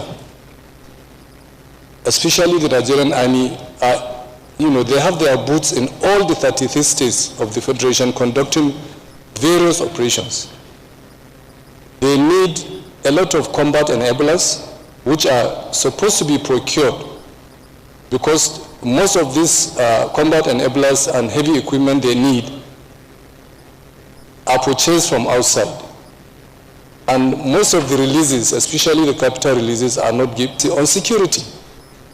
So I want to know, if confirmed as a minister, what can you do to ensure that the military, and by extension the police and other security agencies, are placed on first-line charge so that they get their releases on time to be able to procure those combat enablers they need to fight this insurgency? Thank you. Very relevant question, but again, subject to availability. Yes, Senator Larry. Thank you, Mr. President. A very distinguished colleagues. My name is Senator Kamaruddin Olalere Oyewumi. I represent Osun West Senatorial District of Osun State. Let me join other colleagues by particularly thanking Mr. President for putting this very right peg in the right hole. Nigerians have seen, they have tested your capacity when you brought up the initially very controversial tax bill. But the way you went through that tax bill, going across various spectrum of Nigerian academia, businessmen, further exposes your dexterity and grasp of the subject matter. And that's why people are so happy. Because it's like bringing a coach to the football field. You prepare the tax bill, is now passed, then I ask you to come back, to come and monitor the spending of the money. And you said when you are speaking to us that people in town that are going to pay tax are asking their main question. After paying this tax, where will our money go? And said that's their main question. That is where I want to go. There are two important things that should be corrected. Our people have said it here. From 2004, the time we came in here, our budget cycle has been truncated to the extent that we are having 2-3 budgets running concurrently. When Mr. President spoke to us during the presentation of the budget you are there, he said that should end by March ending. Today is 11th March. We don't know what is going to happen, but bringing you on board, we want you to take this as part of the miracle that we are going to perform. So that this year, as Mr. President at least said, to be able to streamline our budget into one stream by the end of this year. This is very, very important. So that moving forward, the cycle of from January to December will be maintained. How we do it, God will give you the wisdom. Secondly, this one is some advice. The circumstance. It may be there 10 minutes, take excuse, go somewhere and come back. But it never put us on a hold. This is not the same thing with other ministers that are even holding less important ministry. The office you are holding is very important that you interact regularly with the National Assembly. It's very, very key because every time we talk, we need information to be able to guide us in our own day-to-day activities. So we want you to take it as a matter of duty that whenever you are called by any relevant committee, you give us opportunity so that we rub minds together and give Nigeria the best they deserve. I wish you success. Thank you, sir. Well, I think given that that last admonition is very, very important. Because some people don't understand that even the work of the executive, that the members of the National Assembly are almost the mouthpiece of the government. Wherever you go to, they ask you questions and all that. So sometimes when the Director General, sets of MDAs, ministers are invited, they find reasons to be too busy to appear before committees of the National Assembly. So, and because we are working closely with the executive, we sometimes pretend to understand, but it's not funny if you are wanted and you don't come. Thank you for commending Waledu for always showing up whenever the committee is calling. So, our Minister, will you be available when you are wanted for important, urgent interactions so that it will help your office and it will help the presidency and help Nigerians. Finally, oh, sorry, not finally, Senator Shumole, wait, just 30 seconds. I'm watching the time. Yes. We are out of here by 4. Mr. President, may God continue to, but I want my colleagues to bear in mind that those who have been removed, this Senate cleared them. So the issue is policy choices. Happily, from what he has done with the tax reform, I saw a progressive taxation that removed the burden of taxes from the poor and tried to ship it to where it should be. That gives me an idea that you belong to the progressive tradition of President Bola Ahmed Tinubu. However, what I have seen in the course of our oversight, as encouraged by the Senate President, and also bearing in mind my own very limited experience as a former head of a subnational government, when your revenue expectation, because they are not, whatever you say, it is expected revenue. It will require miracle for your expectation to be 100%. And it's on the basis of your expected revenue that you formulate your expected expenditure. government, the current governors are very lucky. When we suffer shocks arising from all kinds of explanation, what we do, or what I did, is to look at my recorded expenditure and remove any element of waste, and then apply for environment to the House of Assembly to transfer resources appropriated for recorded expenditure so that I can carry out the capital projects which involve infrastructure. For example, I understand wages are non-negotiable. I understand why we must service our foreign debts. All of this come under recurrent. But I do not understand why our ministers do not follow the instruction of President Bola Ahmed Tinubu with regards to how they travel and the size of their delegation. I will expect that once the revenue is falling short of expectation, a minister not being a minister of foreign affairs, who is supposed to travel 10 times in a year, that can be reduced to 2. Instead of carrying 20 people in the delegation, that can be reduced to himself and 1 or 2 technical assistants. Our foreign embassies should be used because you have always traveling. The best evidence, sir, given where you are coming from in the system, how many foreign ministers come to Nigeria compared to the number of Nigerian ministers that go abroad? So this wasteful aspect of our recurrent expenditure, which I have seen, committee after committee, you can run the federal government recurrent expenditure net of salary and debt obligation with 50%. So if you transfer that 50% through environment, you will have been able to fund some element of the capital side. The target now is that whereas the recurrent perform 100%, the capital side, which is for infrastructure, is the one that perform 0. This is not how public finances is done. If you do it that way, you will find that even the workers you are paying them to render a service. When that service is not rendered because there is no capital provision, you are just paying people for doing nothing. So under your leadership, and considering the effort you invested in tax reform and prayerfully in tax collection, you must also ensure that the use of that money, when the president says, I am trying to fetch a bucket of water from a dry hole, when he fetch it, it shouldn't be used for a minister to go and live in Washington, to go and live in London. Everything our ministers must attend. How many foreign ministers come to Nigeria? How many foreign ministers of trade come to Nigeria? How many ministers of, you name it. So I want to plead with you that we should have a sensitive balance, because in the affairs of nations, no nation have enough to meet all the needs. That is why the business of government is about prioritization. May you prioritize our expenditure pattern in such a way that never again shall it be the case that because we didn't have enough money, we are able to fund recurrent, but our capital perform 0 this level, for which I am very happy for you. Thank you. Thank you, sir. Thank you.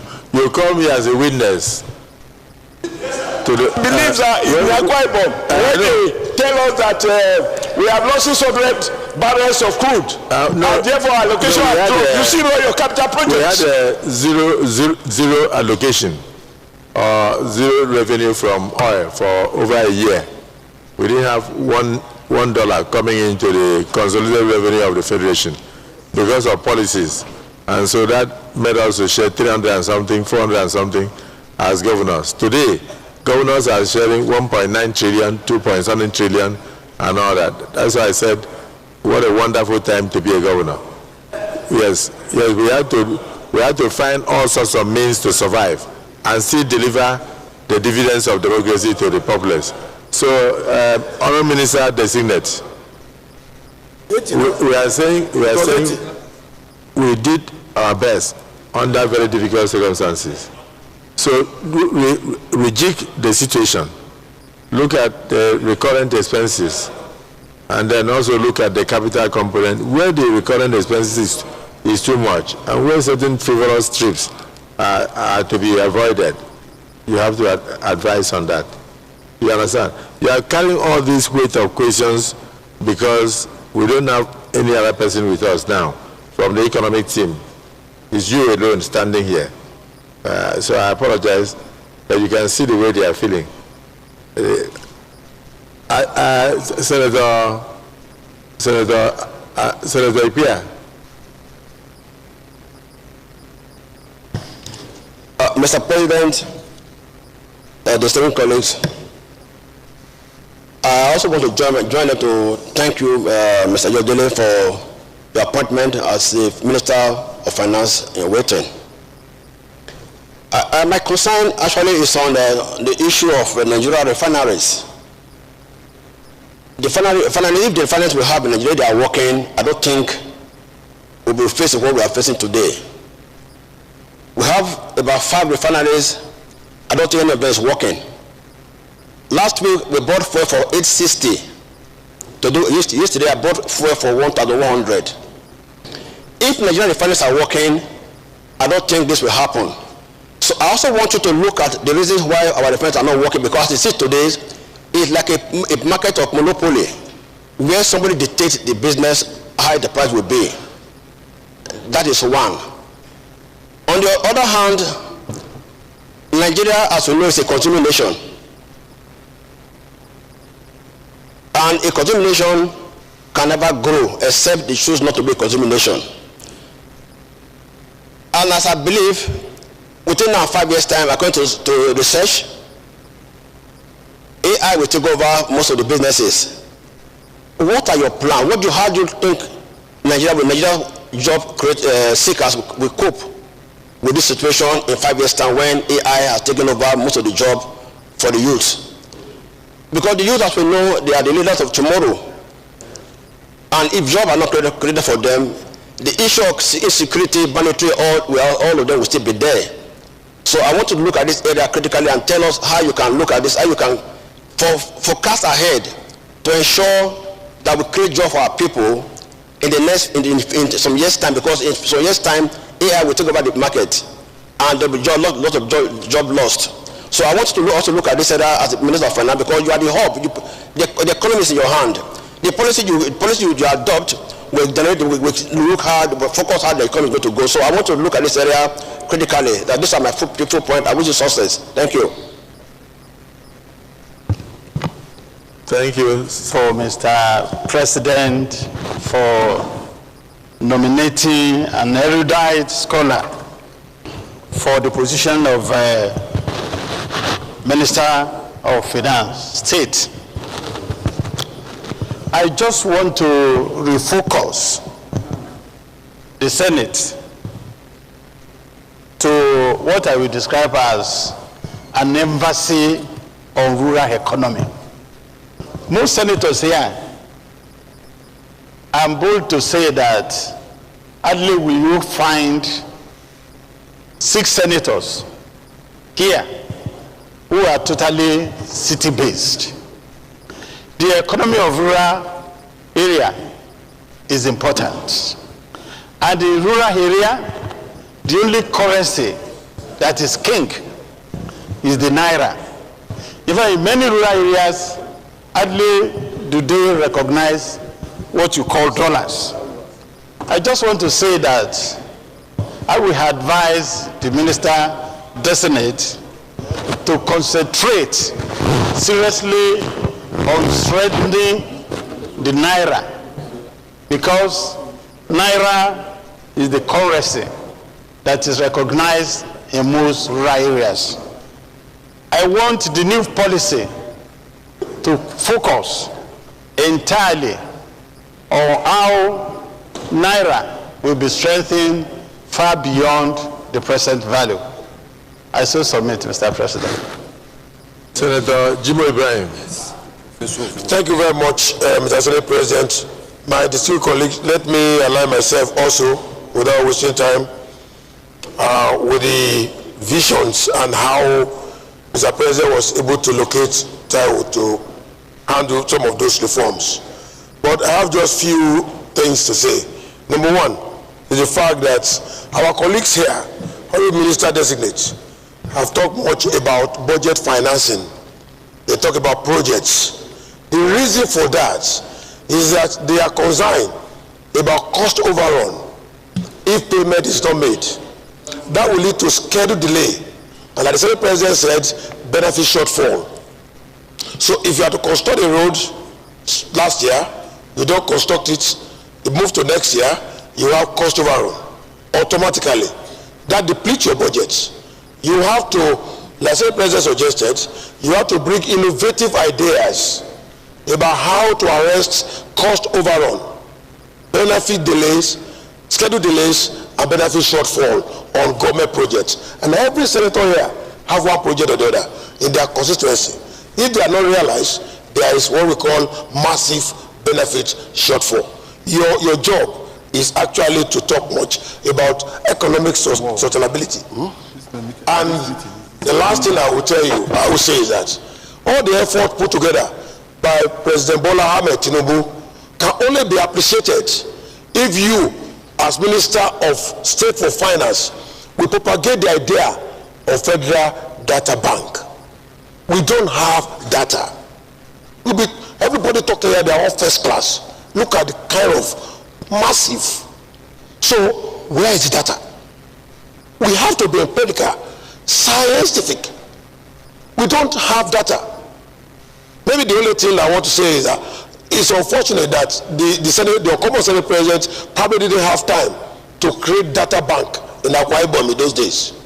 Because we struggle now to find out some of those achievements and quantify them in data.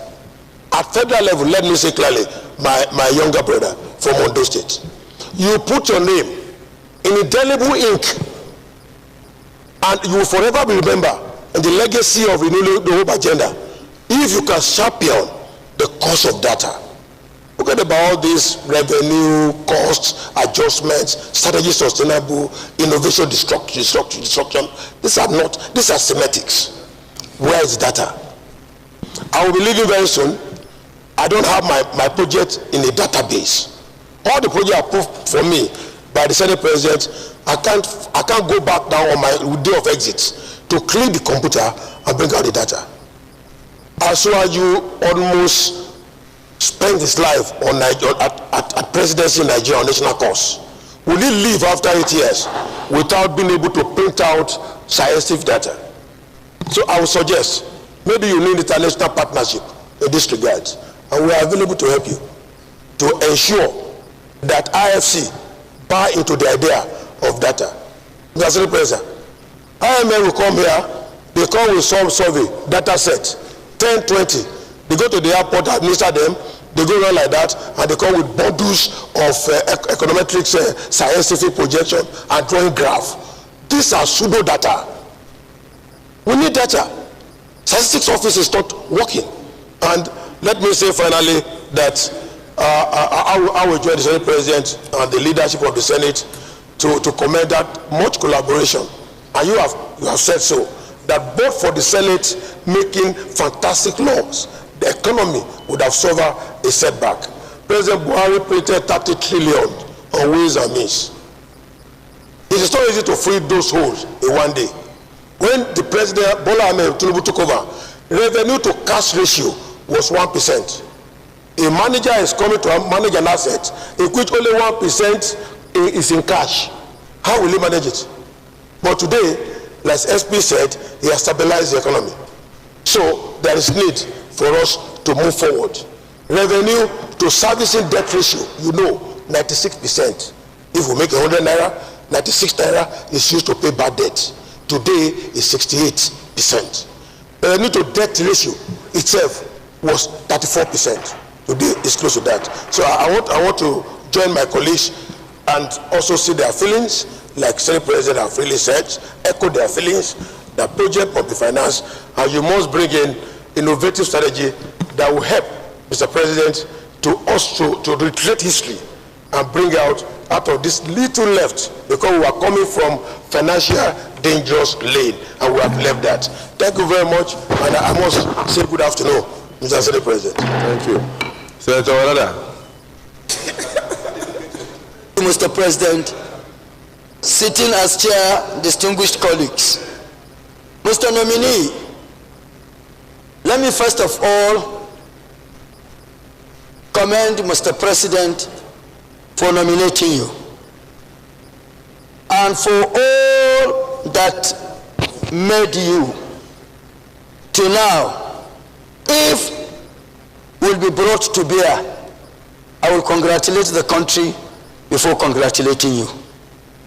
Having said this, all that had been said by my colleagues, I align myself to. Mine may not really be questions, but to draw your attention, the comatose state of the automobile sector in Nigeria.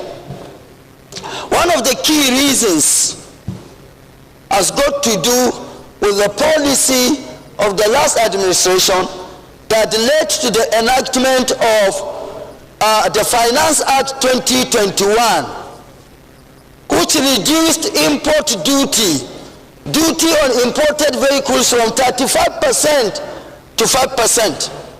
Meanwhile, it was initially put at 35% to discourage importation so as to enable the automobile sector at home to thrive. That policy changed it from 35% to 5%, thereby opening up the doors of our polity or economy to all kinds of importation of vehicles. And the automobile sector all over the world is known to be one of the major sources of employment. So look at that. 2, on fiscal and monetary policies, though in some of the presentations this was said but in a different way. What I need you to look at is anytime the fiscal policy is tight, then monetary policy should be loose, and vice versa. What am I saying? If taxes are high, then interest rates from the monetary side should be low, so that whatever citizens lose there, they gain it here, and it balances their economic power. Then private sector, as much as we are heading towards a private sector driven economy, which is as a result of the policies brought onto the table by the government of the day, President Asiwaju Bola Ahmed Tinubu. You now want to ask him a question, right? Mr. President, you are distracting me. Are you asking a question, or you are trying to lecture him on what he should do when he gets into office? I am directing him to that. That's why I said mine may not be questions, but drawing his attention. No, we are looking for questions. So I can turn them to questions if you want. They are my materials. They are all my intellectual properties. So I can turn them to anything. Mr. President, the uncommon president, I am speaking uncommonly. The private sector, Mr. Oyedele, you had said in a number of fora that MTN, as a service provider in Nigeria, pays the highest VAT, which was pegged as, at 200 billion per month. In 2024, MTN paid for the whole year of 2024 250 billion as VAT. How do we strike? I am speaking now from the perspective or angle of being chairman, Senate Public Accounts. So we look at that and see how best we can balance that. We have a lingering tax payment for MultiChoice in 2022. To the tune of 1.8 trillion, what would you do to strike a balance in situations like this so that we reject the economy to the level that will be seen truly to support the policies of this administration that is bent on turning around the fortunes of this country, which is why you are appointed as a minister. Now I congratulate you. 5 minutes, 32 seconds, as against 30 seconds.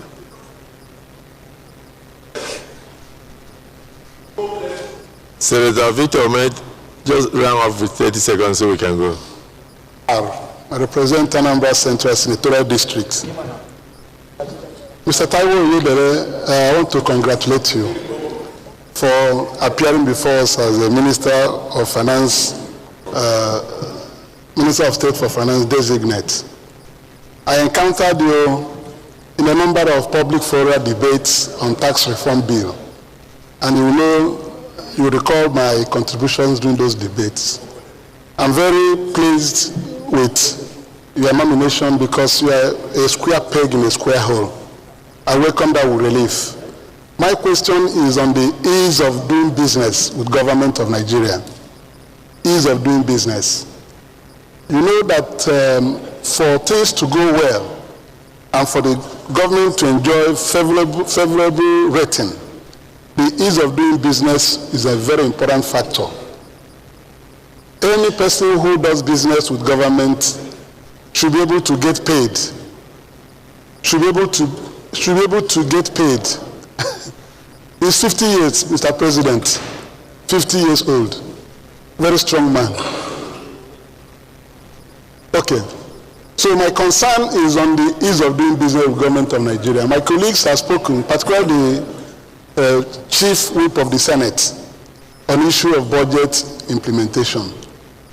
But the particular concern I have is when somebody does business with government, as the Minister of State for Finance, how will we bring confidence to bear in that transaction that somebody who has performed will get his money? How are you going to guide this process so that that confidence level will be built again? That if you do a business with government, government will pay you as soon as you discharge your own part of the agreement or the contract. Thank you very much, Mr. President. I'm very happy, Mr. President, that you finally recognized me today. Finally? Yes, I've been raising my hand, so I'm happy, very happy with you. My eye did not catch you. And you got me at the right time. Thank you. Thank you very much. Thank you. So that the Southeast will not be marginalized, two of you can ask questions at the same time. Decide amongst yourselves. I should ask. Thank you, Mr. President. First of all, I want to commend Mr. President, President Tinubu, and also commend the Senate for all the time we laid the nominee to expand our tax net. My questions are very simple to you. You can see, I also want to commend the Minister of Finance we are going to be working with. He's one of the ministers. When you invite him to this Senate, he will be there 10 minutes to time to wait for you to come. I hope you will abide by that. My questions are simple. Inflation has gone from 24% to 15%. Food inflation has gone from 21% to 8%. And the capacity utilization of industries are stagnant. Manufacturers are not selling goods in the warehouse. And the ministry, we see either Ministry of Agriculture or Finance importing wheat or something to make rice, paddy for rice. We are not encouraging our farmers to go back to farm, and we cannot do. Senator Abdullahi was talking here. What President Tinubu has done a lot to grow this economy. What we are lacking now is growth. People must come out and fight. You people who are technocrats, everything is not about president. People who are working with the president should stand up and work with him and show how the economy can get headway to growth.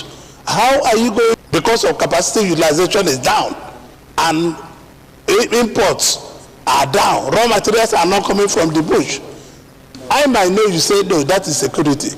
How are you going to work to coordinate with the coordinating minister of economy to make sure that we come on track? We cannot be speaking all this grammar without actual growth on the economy. We'll be wasting our time.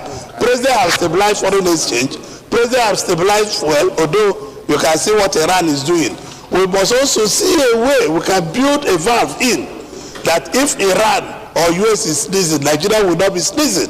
We'll be laughing if need be, but laughing on people building and putting growth on the economy. This is my question to you. Thank you. I am very happy you are appointed, and I'm happy you are a very good candidate. Nobody can doubt that.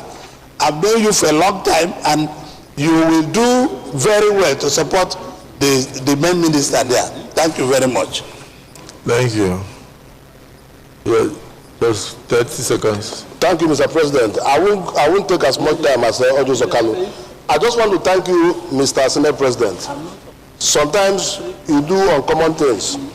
You have allowed us to ask questions to this nominee. And Nigerians will see that we're asking questions. Because this nominee is capable. It's not, most times when you bring a capable nominee, you just ask him to take a bow and go. You have stopped all those. I want to commend you, Mr. Senate President, for giving us this opportunity. And also I want to thank Mr. President. This is about the first time a ministerial nominee is being sent to us with the portfolio of his office. So I want to commend Mr. President. This is a novelty, and I hope it will continue, because now we know the type of questions to ask him. Nobody will ask him questions about health now, or about petroleum. You know where the money is going to. So that's why you can see all the questions are tailored. So I will just take one brief question. The issue of capital gain tax has become a problem in our capital market. It used to be 10%, but it has been moved to 30% for a gain of 10 million. So if you make a gain of 10 million and above, and you are taking the money out, you pay a tax of 30%. That is high. It's discouraging foreign investors from coming in.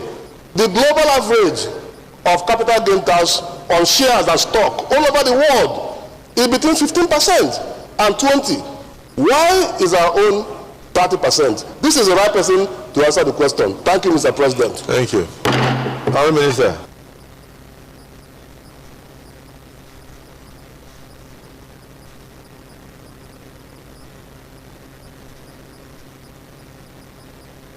Take forward with all seriousness. So I'll spend the few minutes that I have to answer some of the questions, starting with the last one. So the last question is about capital gains tax on the capital market. And what we have done seems to not be well understood by a lot of the players. So what we have done is we've created categories of investors. Category 1 is where you have like 99% of the investors who don't have portfolio where they can sell up to 150 million naira a year. So anybody who sells up to 150 million naira a year gains no more than 10 million, pays no capital gains tax at all. If they exceed those thresholds of either more than 150 million or more than 10 million naira gain, they have another exemption, which is just reinvest. You buy the shares of X, you put it in the shares of Y. Why do we do that? One of the most fundamental attributes for a capital market, Nigeria needs a capital market that can grow to about $1 trillion because we need it to fund our development, private sector and public sector, like the science and South African markets. One of the most fundamental attributes for a capital market is liquidity. So you need activity so that when you buy and want to sell, you are not stuck there. And one way to create that is to incentivize reinvestment so that liquidity will be there. So that was the reason we brought that. Essentially, everyone, including foreign portfolio investors with hundreds of millions of dollars, are entitled to total tax exemption. It's just that we attach a condition to it to say, please invest. If you are not reinvesting, the remaining 99% of investors are people just trying to invest. We have $60 to $90 billion that is invested by Nigerians in virtual currency, virtual assets. These people don't invest $1 million, it's $50 here, $200 here. We want that to be attracted to the capital market without any incident of tax, no conditions attached. So we are confident that this policy will help the Nigerian market. We're discussing with the stakeholders because we go along. The other issues that were common from many of the questions, which are also critical, one of it is manufacturing and creating jobs, and issues around import with Manufacturers Association of Nigeria and their members. One of the things we identify is that our fiscal policy is not properly aligned with the goal of industrialization. And I'll just give one example. We did an analysis and we found that the tariffs when you import raw materials and intermediate products, the tariff is higher in most cases. The tariff is higher in most cases than the tariff on the finished products. But there was a gentleman who came to one of our sessions and said, all these things you are saying is nice, and he showed me a document, gave me a copy. He said, this is what I produce. Duty is 5%. I need some raw materials to produce it, it's 15%. And he asked me a simple question, do you want us to continue to produce in Nigeria? So those issues, I can give the assurance that working with the team, we will look at them so that we align our fiscal policy with our aspiration of industrialization and import substitution. There's also the question and comment that's very important around the interplay between the monetary policy and the fiscal policy, particularly how do you make it, trying to avoid complex stuff, to make it counter-cyclical. If you are tight on monetary, how do you adjust it from the fiscal side so that you don't choke the economy? And some of these measures is also tied to spending, which is one of the questions that has been asked. You can be intentional in making sure that your spending is to drive this inflationary growth. When you spend money on infrastructure, for example, you accomplish so many things at the same time. Imagine you are building roads. You cut the time for travel and the cost for travel, including the cost of logistics. But they're also creating jobs. Those people are working on those construction work, they're feeding their family, and they're paying taxes. And then at the same time, you improve the quality of life, and more importantly, you can demonstrate to the people that the taxes you're paying is working for you. We believe, even though this has been a big challenge for our country, we think we can turn it around to an opportunity and build forward. The other one I want to address is the comment around even the efficiency of spending, and I do agree we can be more efficient. One thing I've observed myself is that we have not truly implemented a zero-based budgeting. So we just build on inefficiency. So I did 10 billion last year, I want it to be 12 next year. And we're not taking a step back to ask questions, do you actually need 10 billion? So that on recurrent and the other expenses that are not exactly to do with infrastructure, we can gain efficiency. There was a particular comment on VAT, and referring to some of my comments about how much MTN paid. I think it was the city center or that. But the clarification is important, which is that the data that I shared, I think it was one of the town hall meetings, was the amount the MTN paid for that month.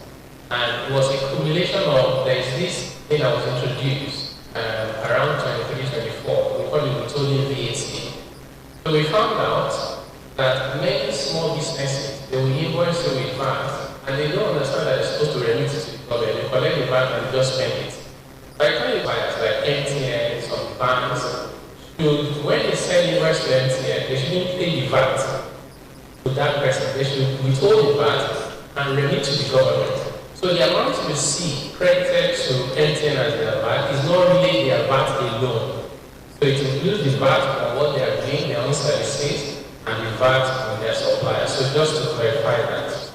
There's another point as well that I think is important around the single center has said that how do we stabilize the price of petroleum products. And the point I was making before, I'm aware of the forward contract. What I'm suggesting is forward to local refiners. So the person who is refining, that local refiner says, I need to think about replacement cost. If I have to buy one barrel at $120, $100, I need to adjust the cost before that cost arrives. And that's impact. Unfortunately, when those prices go up, they have a ripple effect on other costs. When they start coming down, some of those costs don't come down back. So there's merit in ensuring there's stability. If we forward sell to local refiners, under their understanding that we're giving you this at this future rate, you mustn't adjust your price because prices are going up elsewhere. That's not your business. And the advantage to the government also is, if price of crude oil goes down, government is protected in the tax reform, even in difficult circumstances. We never hesitated to show up. I think that's what public service is about.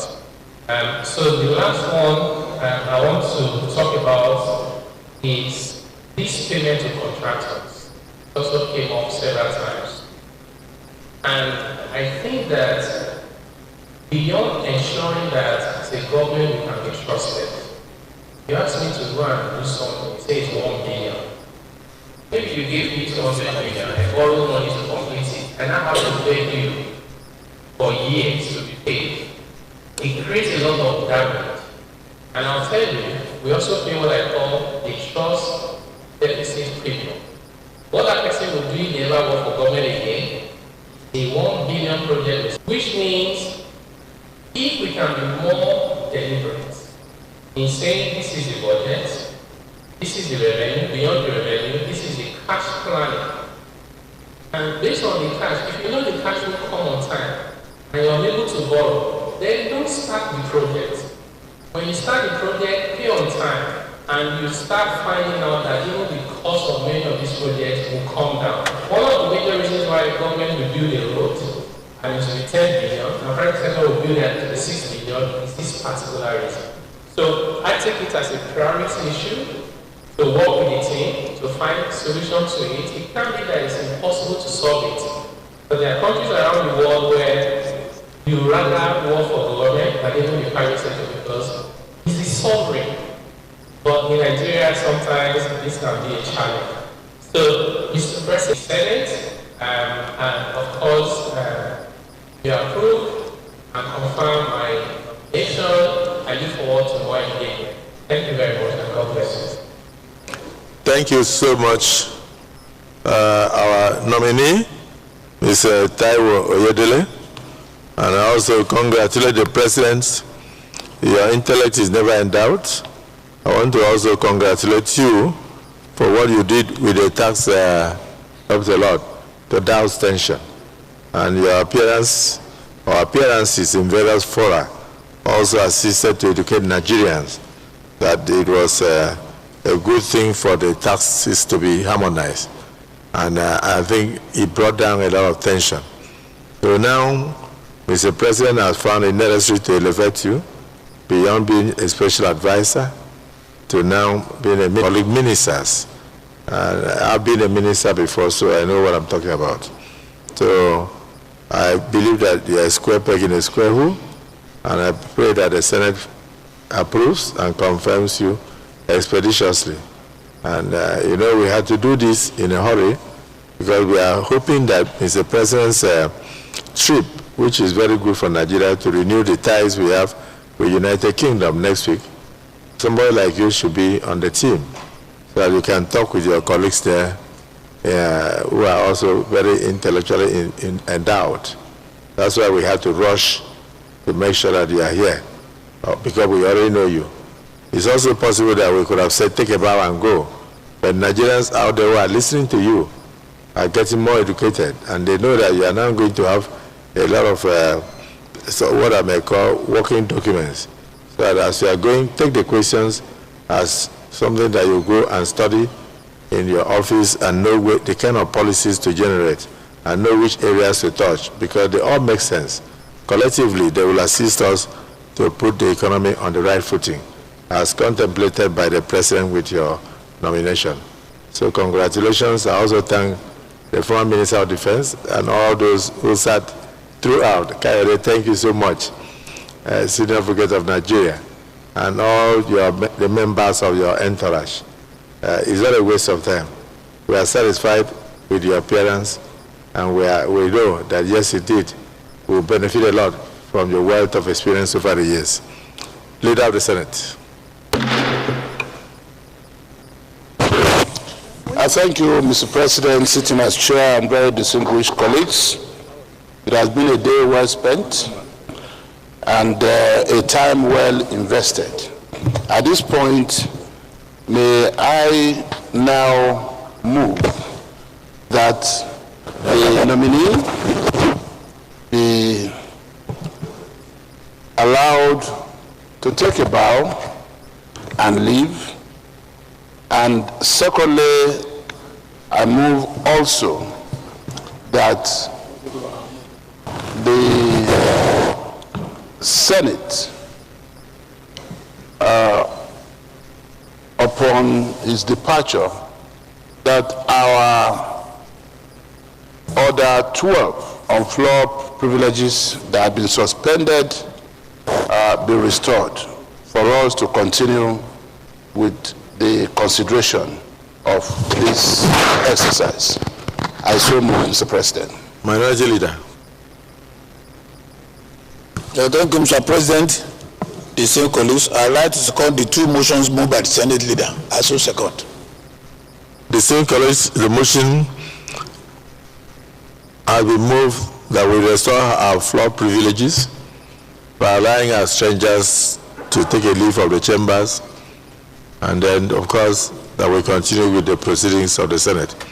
I know many of our colleagues are watching from the tea room, and some are probably fasting room. Fasting room will be when you go to United Nations. Those in support of the motion say aye. Those against say nay. The ayes have it. Sorry, Ashiru, you don't want him to leave. He has to. Thank you so much. Take a bow, and then you can leave. Well done.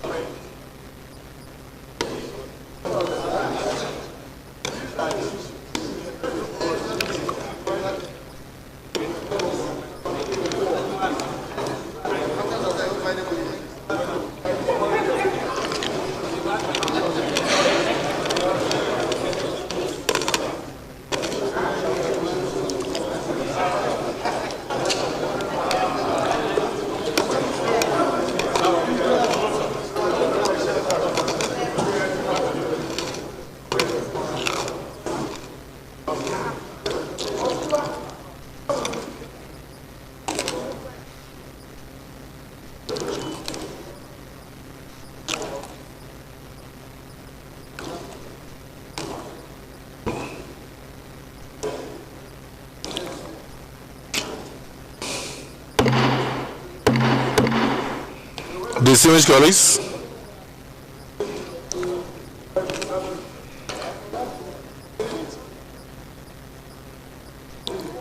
will the Senate approve the nomination of Mr. Taiwo Oyedele for appointment as a minister of the government of the Federal Republic of Nigeria? Those in favor say aye, aye. And those against say nay.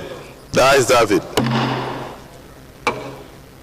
The appointment of Mr. Taiwo Oyedele as Minister of the Federal Government of Nigeria is hereby approved. Leader of the Senate.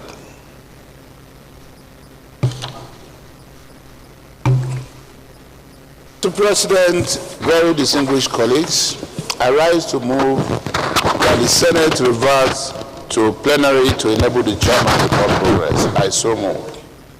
Minority Leader. Thank you, Mr. President.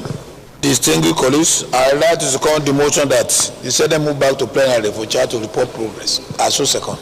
Distinguished colleagues, the motion has been moved and seconded that we do revert to plenary for the chair to report progress.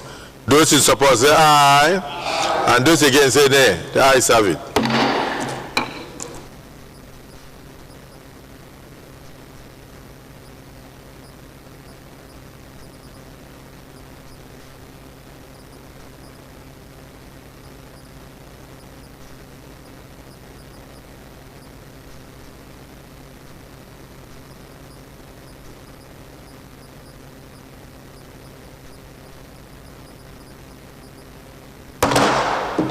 Distinguished colleagues, the Senate in the Committee of the Whole considered the request of Mr. President, Commander-in-Chief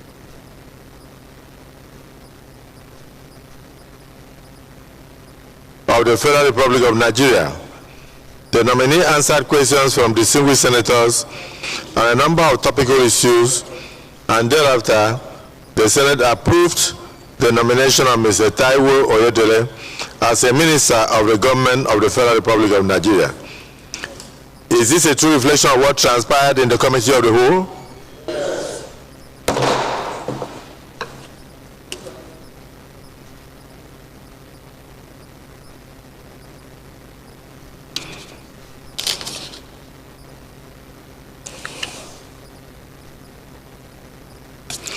Distinguished colleagues,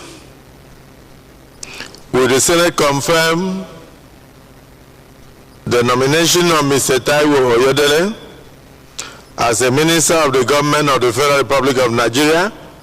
Those in favor of the confirmation say aye, and those against say nay. The ayes have it. The nomination of Mr. Taiwo Oyedele as a minister of the government of the Federal Republic of Nigeria is hereby confirmed.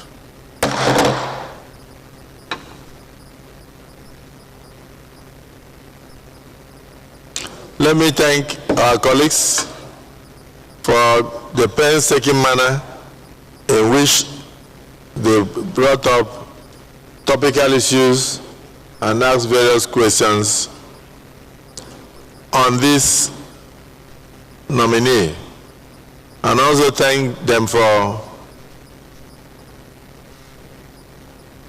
the encomiums poured on Mr. President that he did not only discover a square peg in a square hole, but he also attached portfolio to the minister to enable them have targeted questions, and also pray that this should be the practice in future. I think that this is a good beginning. This enables you to know what questions to ask. So nobody asks him questions about environment, about health, but every question was targeted at finance, fiscal and monetary policies of the nation. So I thank Mr. President for making this innovation and for ensuring that this is what was sent to us in the Senate. Congratulations to all of you for the various questions. And I think everybody had his say today. And the Senate has had his way. And I congratulate the nominee and wish him well in his new endeavor, and pray that his contributions will enable us to stabilize the country and ensure that the country is on a path of growth. I thank you all. Leader of the Senate, we will take only one more item. So, go ahead. Thank you, Mr. President, very distinguished colleagues. Before announcing that, let me actually apologize to our colleagues, because it's been an extremely busy day here and people are fasting. I just want to say that it's a very brief report. And so I will say the third order of the day. The third order of the day is the presentation of a report of the Committee on Niger Delta Development Commission on the 2025 statutory budget proposal of the Niger Delta Development Commission. Mr. President, you may wish to invite most distinguished Senator Asuku Ekpeyo to move the motion for the Senate to receive and consider the report of the committee. Distinguished Senator Asuku Ekpeyo. Your Excellency, distinguished colleagues, I hereby rise. My name is Asuku Ekpeyo, Senator representing Cross River South. I rise to move a motion for the submission of the report on the 2025 statutory budget of the Niger Delta Development Commission. I so move. Distinguished Senator Issa Jibrin.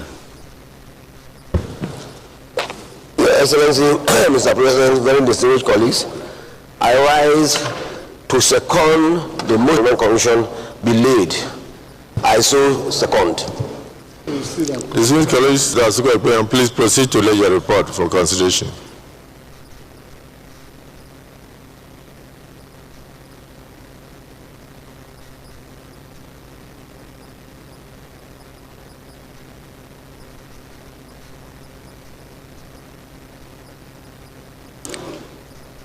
Leader of the Senate.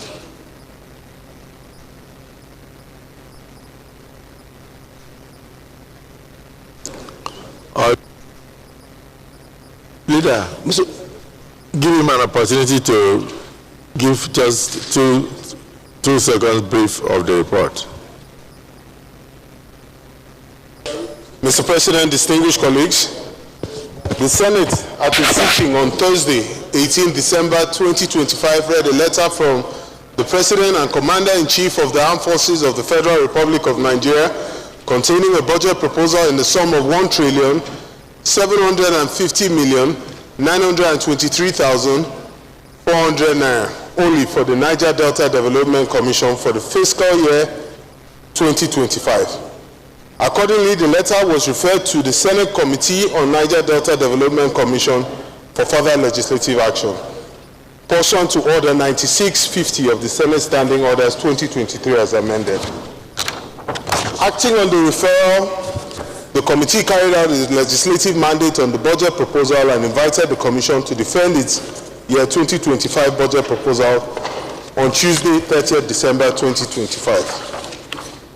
The committee, after extensive consideration, recommended as follows: that the revenue profile of the Commission for the year 2025 is as follows. Revenue brought forward 109,477,781,733 naira. Federal government contribution 623,533,344,370 naira. Federal government contribution, in essence, unpaid arrears by federal government and recoveries by federal government agents, liquefied natural gas limited and others, 902,873,830,884. Ecological funds, 50 billion. Other internally realized revenue, 8,358,962,100 naira. Total revenue, 1,750,923,400,137 naira. The committee considered the personnel cost, increase in the overhead and internal capital estimate, as well as the adjustments in the revenue profile of the Commission, and consequently recommended the following: personnel expenditure 47,567,421,121 naira. Overhead expenditure 49,929,253,117 naira. Internal capital expenditure 22,357,552,302 naira. Developmental projects 1,631,069,173,597 naira. Total expenditure 1,750,923,400,000. Senate do consider and approve the 2025 statutory budget of the Niger Delta Development Commission in the sum of 1,750,923,400,137 naira 15 kobo, only as recommended by the committee.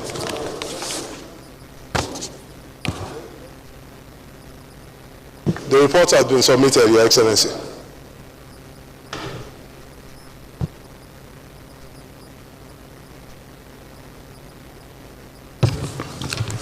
Thank you, Mr. Chairman, for this wonderful report. I don't know if anybody, because this report is very, it speaks for itself. It speaks for itself. It's very clear, well articulated, well put together. Mr. Chairman, you do a wonderful job. And the good thing about it is that the total revenue equates the total expenditure. So there's no deficit. It's not a deficit budget, but a balanced budget. Balanced budget, which is rare in this period in any part of the world. In any part of the world. Okay, well, we need a second. Just second. Thank you, Mr. President. My name is Adams Oshimole. I come from Edo North, and I am a very proud son of the South, and therefore part of the NDDC family. I rise to second the presentation the budget ably presented by Distinguished Senator Ekpeyo, and I associate myself, Mr. President, with all the sentiments you have expressed with regard to the balanced nature of the budget, where the money will come from, what will be spent, and the balance that will be left, which, as you said properly, unlike the past. We in the South, thank you very much. So I just second, Mr. President. Distinguished colleagues, in view of the fact that the budget is a balanced budget, which is rare in this period in any part of the world, what we are going to get equates to the total expenditure. Is in view of this, do we now move ahead to get it passed? Those in favor say aye. Those against say nay. The ayes have it.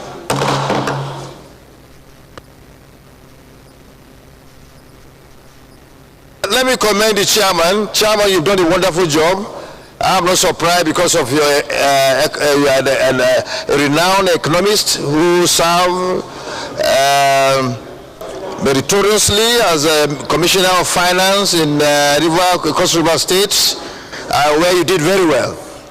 So we are not surprised. You've done a wonderful job, and I commend you for what you have done with your members of your committee. Please do not waver. Continue to work for NDDC and for the Senate and for the country in general.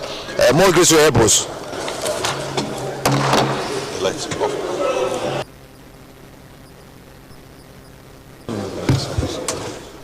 Distinguished colleagues, having concluded today's sitting, Leader of the Senate,